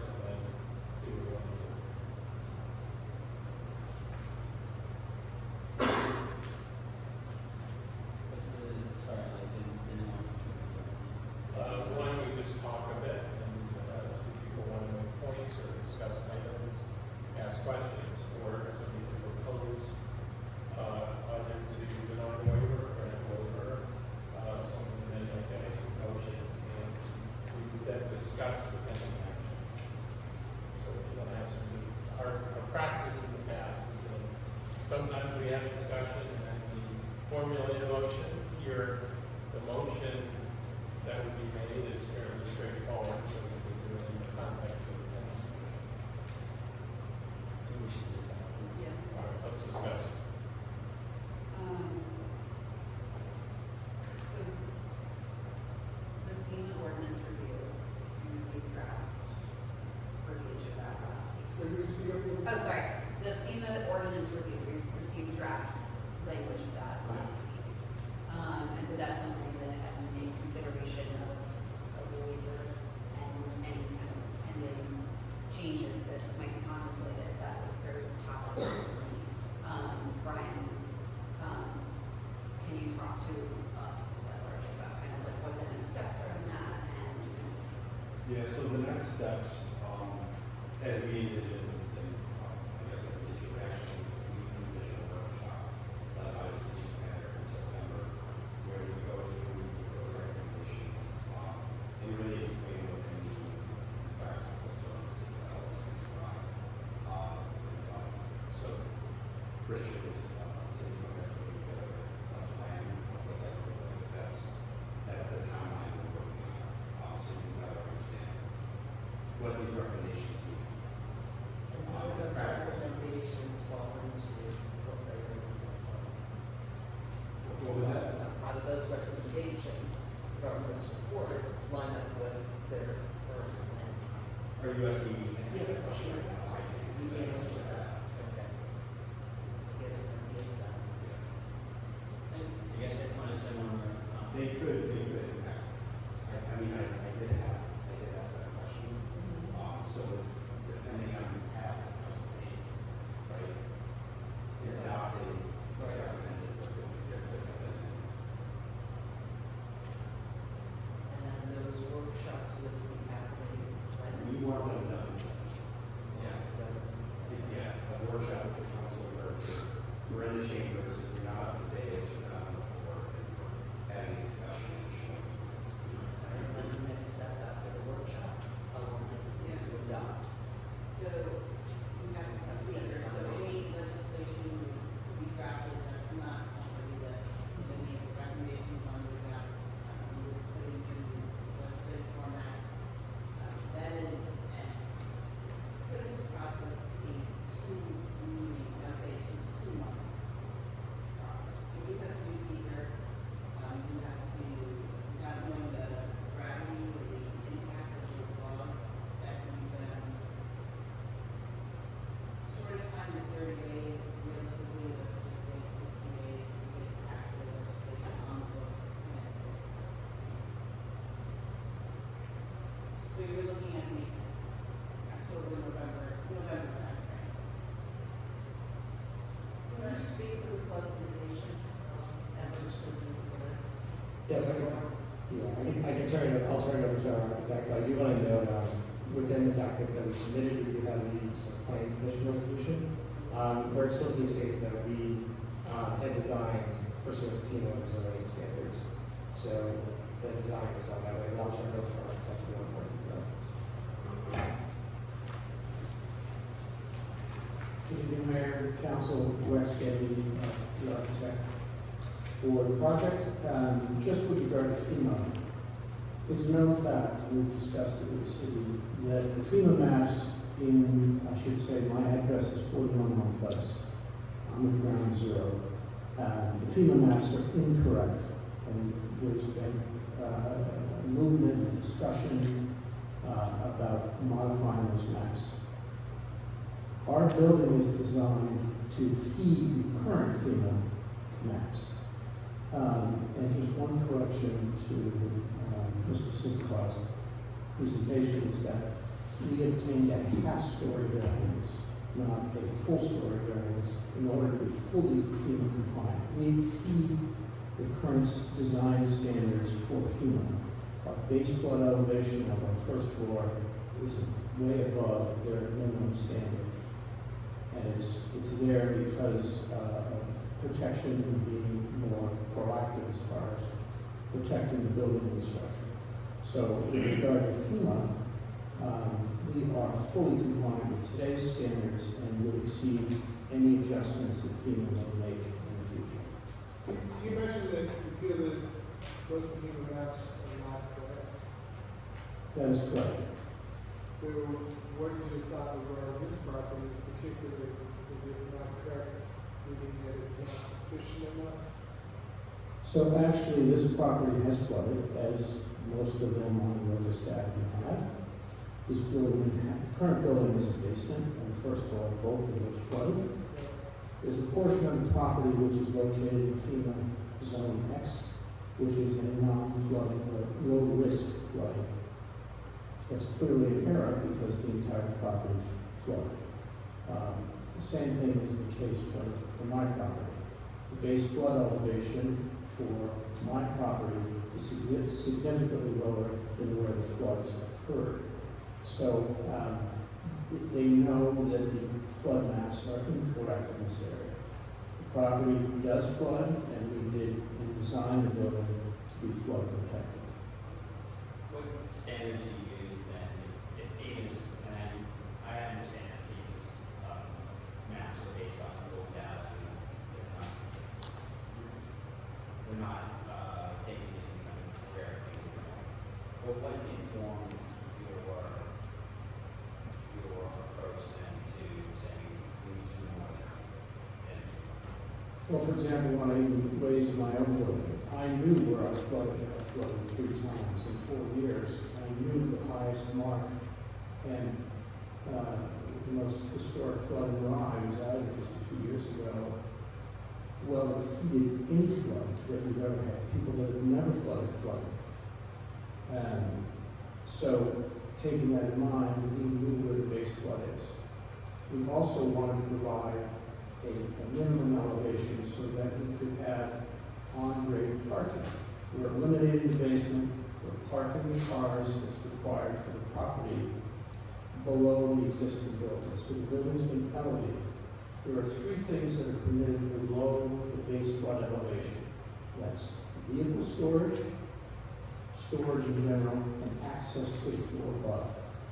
And as was mentioned earlier, the only thing we have on the ground floor is the access to get to the floor above, which is located way above the base flood elevation requirements.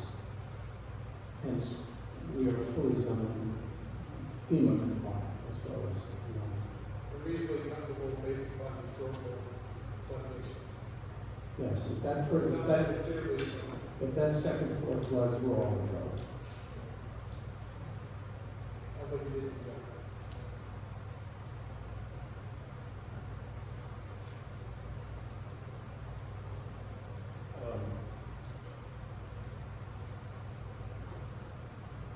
My concern about this is, there's 2 components to this property and the moratorium. One is flooding, the other is the design standards. We have not developed new flooding standards, height and flood elevation and FEMA maps is part of that. We have not workshopped this, we don't know what the current legislation is going to, what the future legislation is going to be. What is before us may or may not comply with it. The reason for a moratorium is to pause while municipalities, matter of public policy, takes a look at our rules and regulations and identifies any appropriate changes, and then after doing that, invites development to carry on new rules and regulations. So what we have before us is something that may comply under the current, according to our land use boards, complies with giving variance to the current regulation, but there is new regulation to come out, both on flooding and central business district design standards.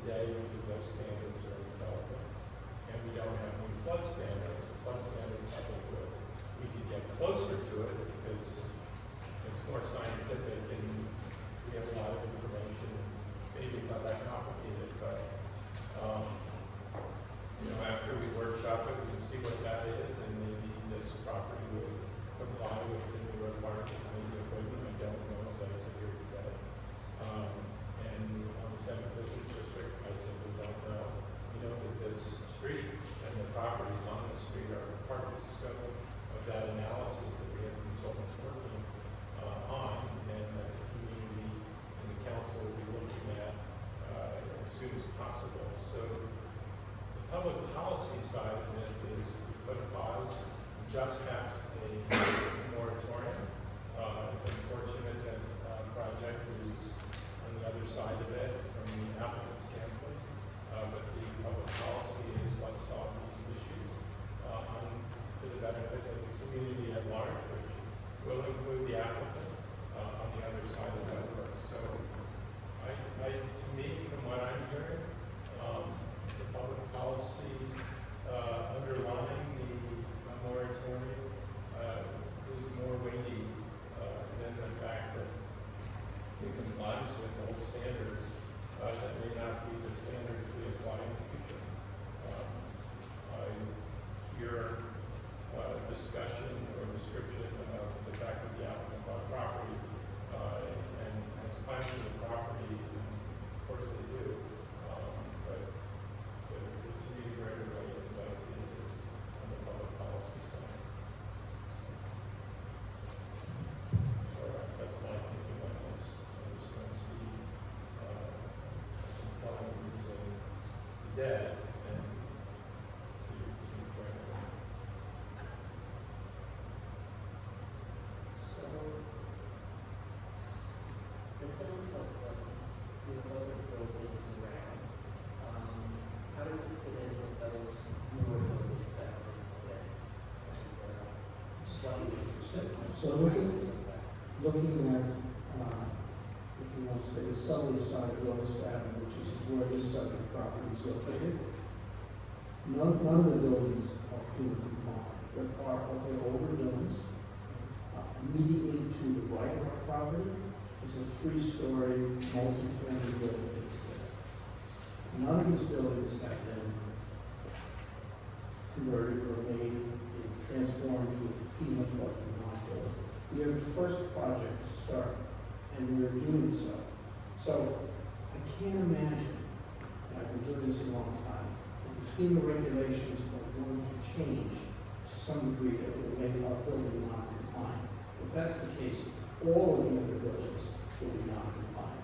The development across the street, whether you like it or not, is also FEMA compliant. The first floors are elevated, the only thing on the ground floor are the garages and the access to the units above.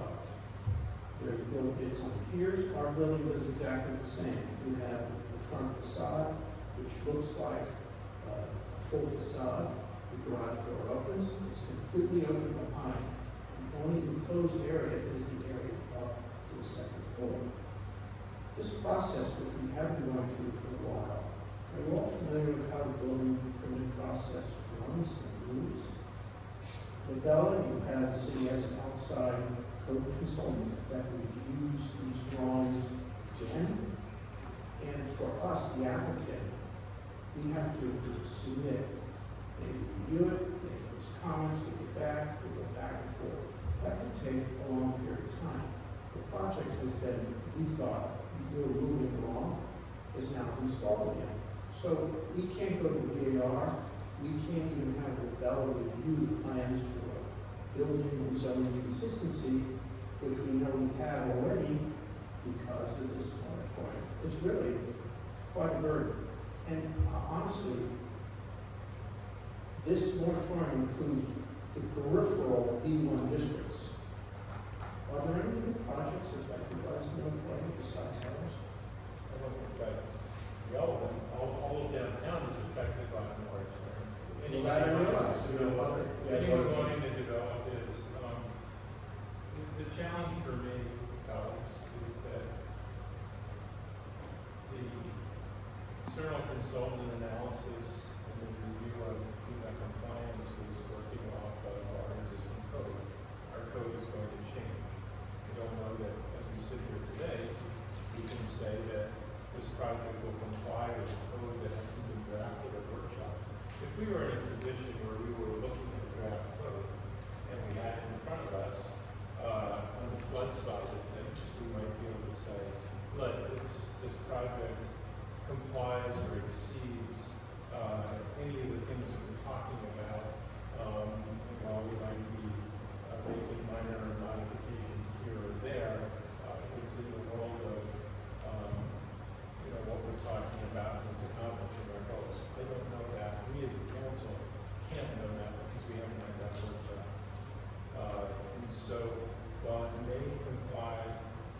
current standards, it doesn't comply with future standards because you don't know what the future standards are going to be. You will know when you do the workshop. That's the reason for the moratorium, that's the reason for the workshop. On the CBD design standard side, it's the same thing. It may or may not comply with our CBD standards. The applicant has said to us it complies with the height standard, and that height standard may prevail in the new standards. I'm not suggesting it wouldn't, but that's only one point. The other recommendation, or multiple recommendations in that report.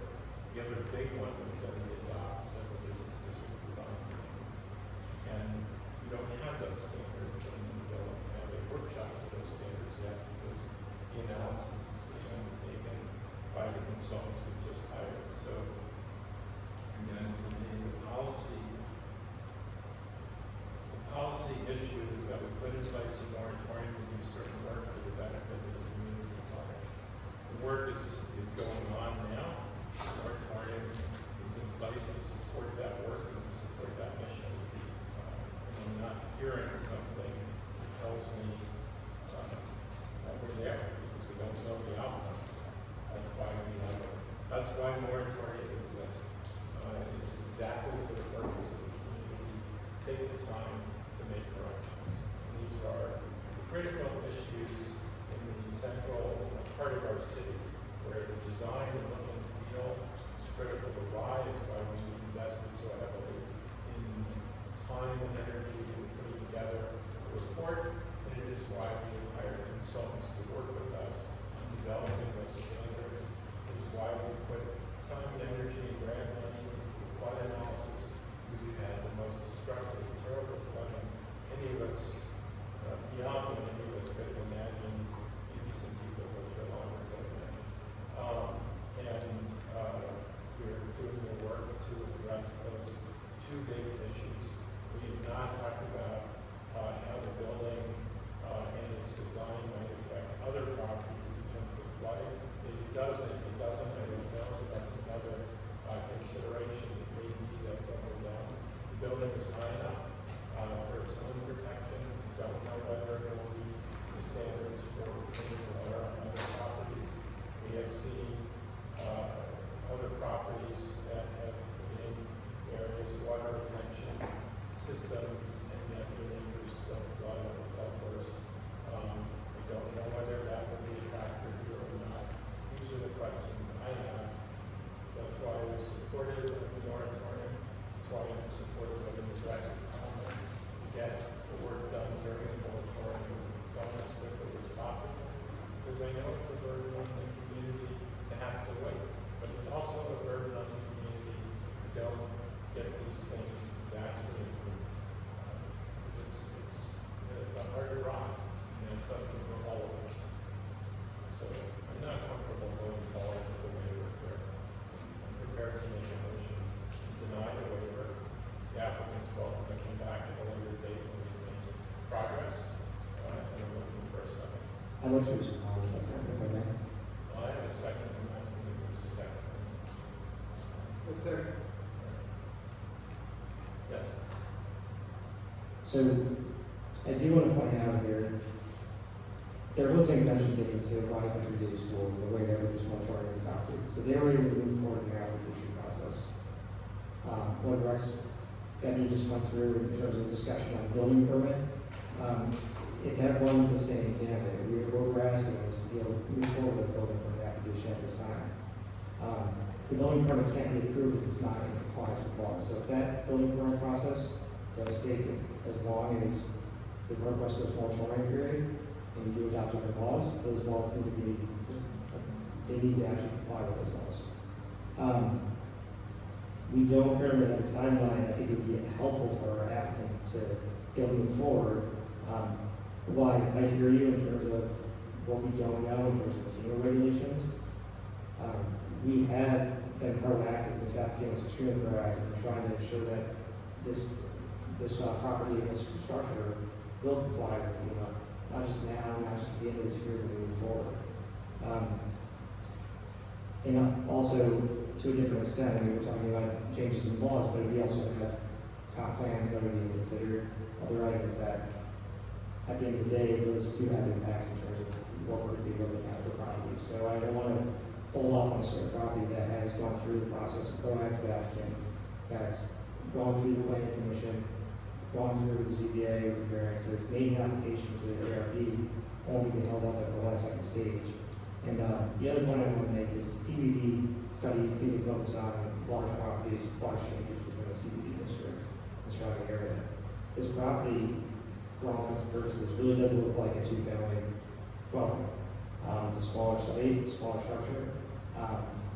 So in terms of overall impacts that we're discussing on CBD, I don't believe, and again, I understand that you're looking at the laws for the CBD district for design standards, but we don't believe that this is going to have this adverse impacts. The surrounding areas, we submitted documentation that show photographs. We have newer dwellings, newer structures that are across the street, nearby. This is all consistent with those areas, and I'm sure we show it on the screen. That is part of our package and part of the agenda if the public wants to see. But this is consistent with the surrounding area, that's not going to be changing. And I mean, to provide Breckenridge Day School the opportunity to move forward in their application process, but not allow two individuals that want to reside here in Rye, want to work here in Rye, the opportunity to just finalize their applications as this process moves forward. But it does seem unfair, it seems burdensome on the community. More burdensome on individuals than on entities. So I just comment for clarification. Right Country Day agreed to suspend its proceeding in front of our land use boards and is not covered by the moratorium. This property is covered by the moratorium. And it is, in my view, does not make sense to decide that now, after the passage of that the legislative intent was to treat some areas under the moratorium as less significant than others. We carved out an area as a council, as a legislative body, agreed with the areas within that area, within that zone, would be covered by the moratorium, and things outside of that would not be. There were the moratorium that was originally proposed to the council or discussed by the council was much broader than what the council ultimately adopted. Narrowly tailored moratorium to the work we felt we could get done and make progress on, and that would be the highest positive impact from a policy standpoint. So for me, the distinction as to whether this building, where it sits in that, I can't today say that it meets design standards that don't exist yet. It may be something that informs our design standards. We may work with them, we may not. We don't know, we have to discuss them. I do applaud the applicant for being proactive on flooding. I think every applicant in line, no matter what they're doing, should be proactive on flooding. And it is my sincere hope that the flooding plans for this applicant and the other receive what's required because of the tremendous existential threat we all face with flooding in Rome. So it may be that at the end of the day, the flooding side of this turns out to be well enough matching with what we ultimately do. We'll know that sooner, but the CDP part, well, we don't know it today. The CDP part is still in the works, and we don't know that today. So we have a motion. And you did mention as far as the design standards. Yes. That there's been a number of buildings developed along that area. And therefore, because of those that recently developed, they've been there for an extended period of time. And so they have building a line up with those new structures.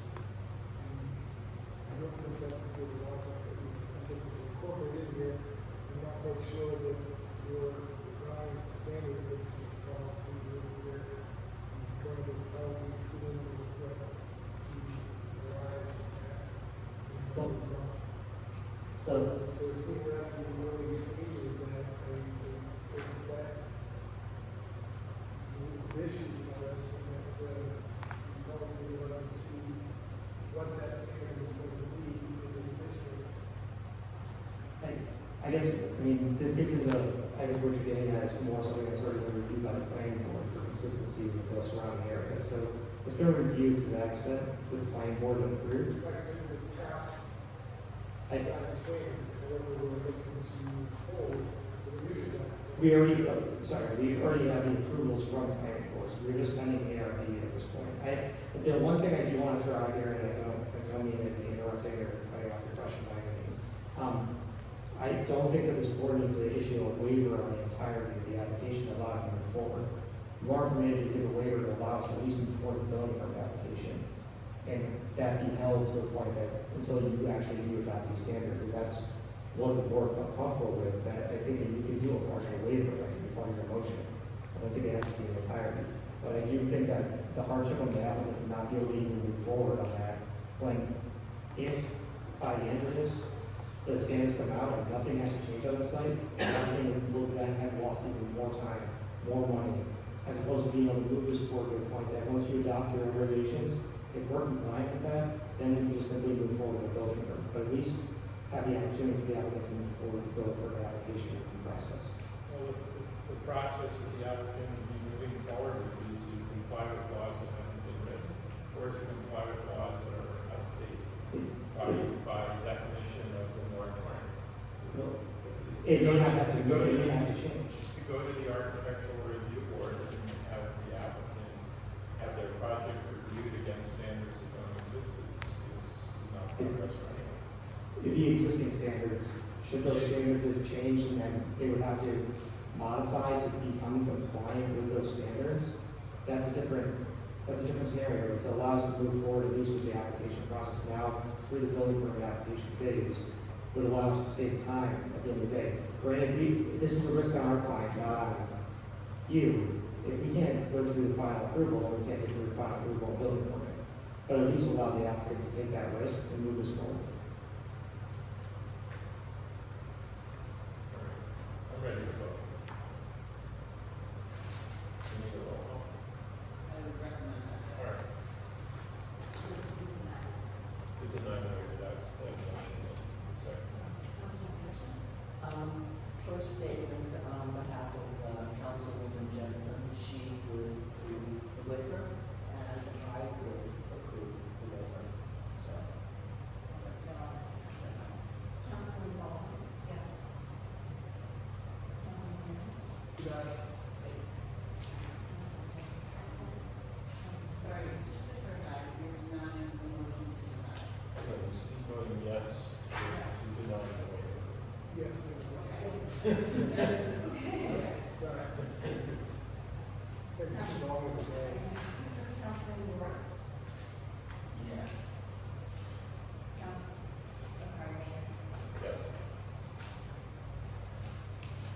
Thank you.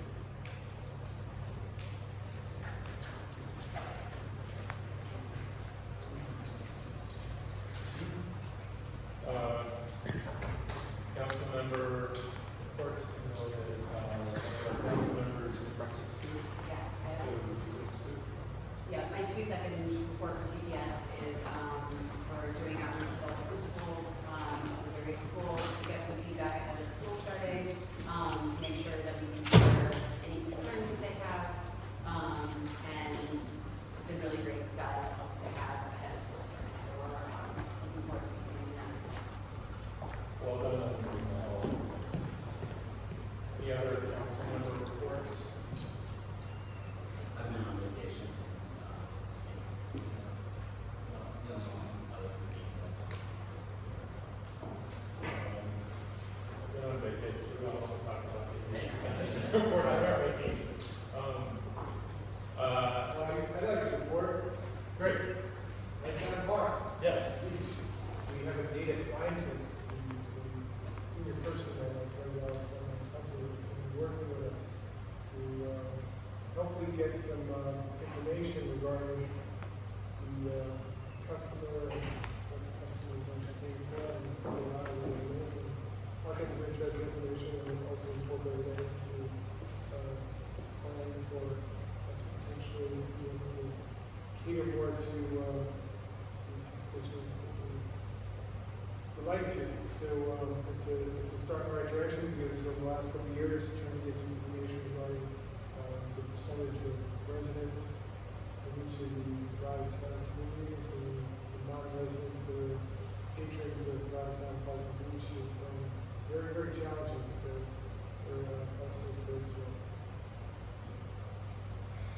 Thanks, Keith. Well said, and that is a really exciting initiative. We'll have to thank the Rye resident who volunteered to do that by name at the next meeting because I'm not remembering her name. Don't know if she wants us. All right, well, we'll find out. But if she does, we will. Otherwise, thank you. Mary, anything? Business district, they met. They have a chili cook-off, I believe it's going to be on October 4th, and it will be at Thrive Rec. They are working on the holiday stroll, and they would like to coordinate that with the lighting of the lights downtown. So that's on their plan. And they've also started developing their own Chamber of Commerce app. Cool. Yeah, cool. So the last meeting we had, County Executive Jenkins was there, and Congressman Ladder were both in attendance. Awesome. That's great. Chili cook-off is fun. The new venue, that'll be fun. Always fall. Sounds like a great new tradition in the offering things. I want to thank the staff for moving forward with aggressively with comprehensive planning and many other planning initiatives, getting the CBD planning off the ground, getting the Excel analysis off the ground. Comprehensive planning is a huge deal. I'm probably forgetting some things. We've asked a lot of our staff, and our staff has been officeless for much of our first 7 months, 7.5 months together. They've not even been in their offices on any kind of regular basis. And they managed to push all of these things forward, and that really is terrific. That's a testament to how awesome the RIC staff is. It's just a joy to work with you all and getting all of this done. And imagine that we've been in some meetings, but I'm trying to remember if they were anything beyond just working together to help the staff push these things forward. And when I say help the staff, basically be supportive of the staff. They did all the pushing and advancing. Comprehensive planning. Yeah, it's been huge. So stay tuned, public. There's going to be a lot of planning going on this fall, and it's exciting times in the morning. Thanks a lot. And with that, we get a motion. Make the motion. Sure. Motion. Second that. All in favor? Aye. Thank you all.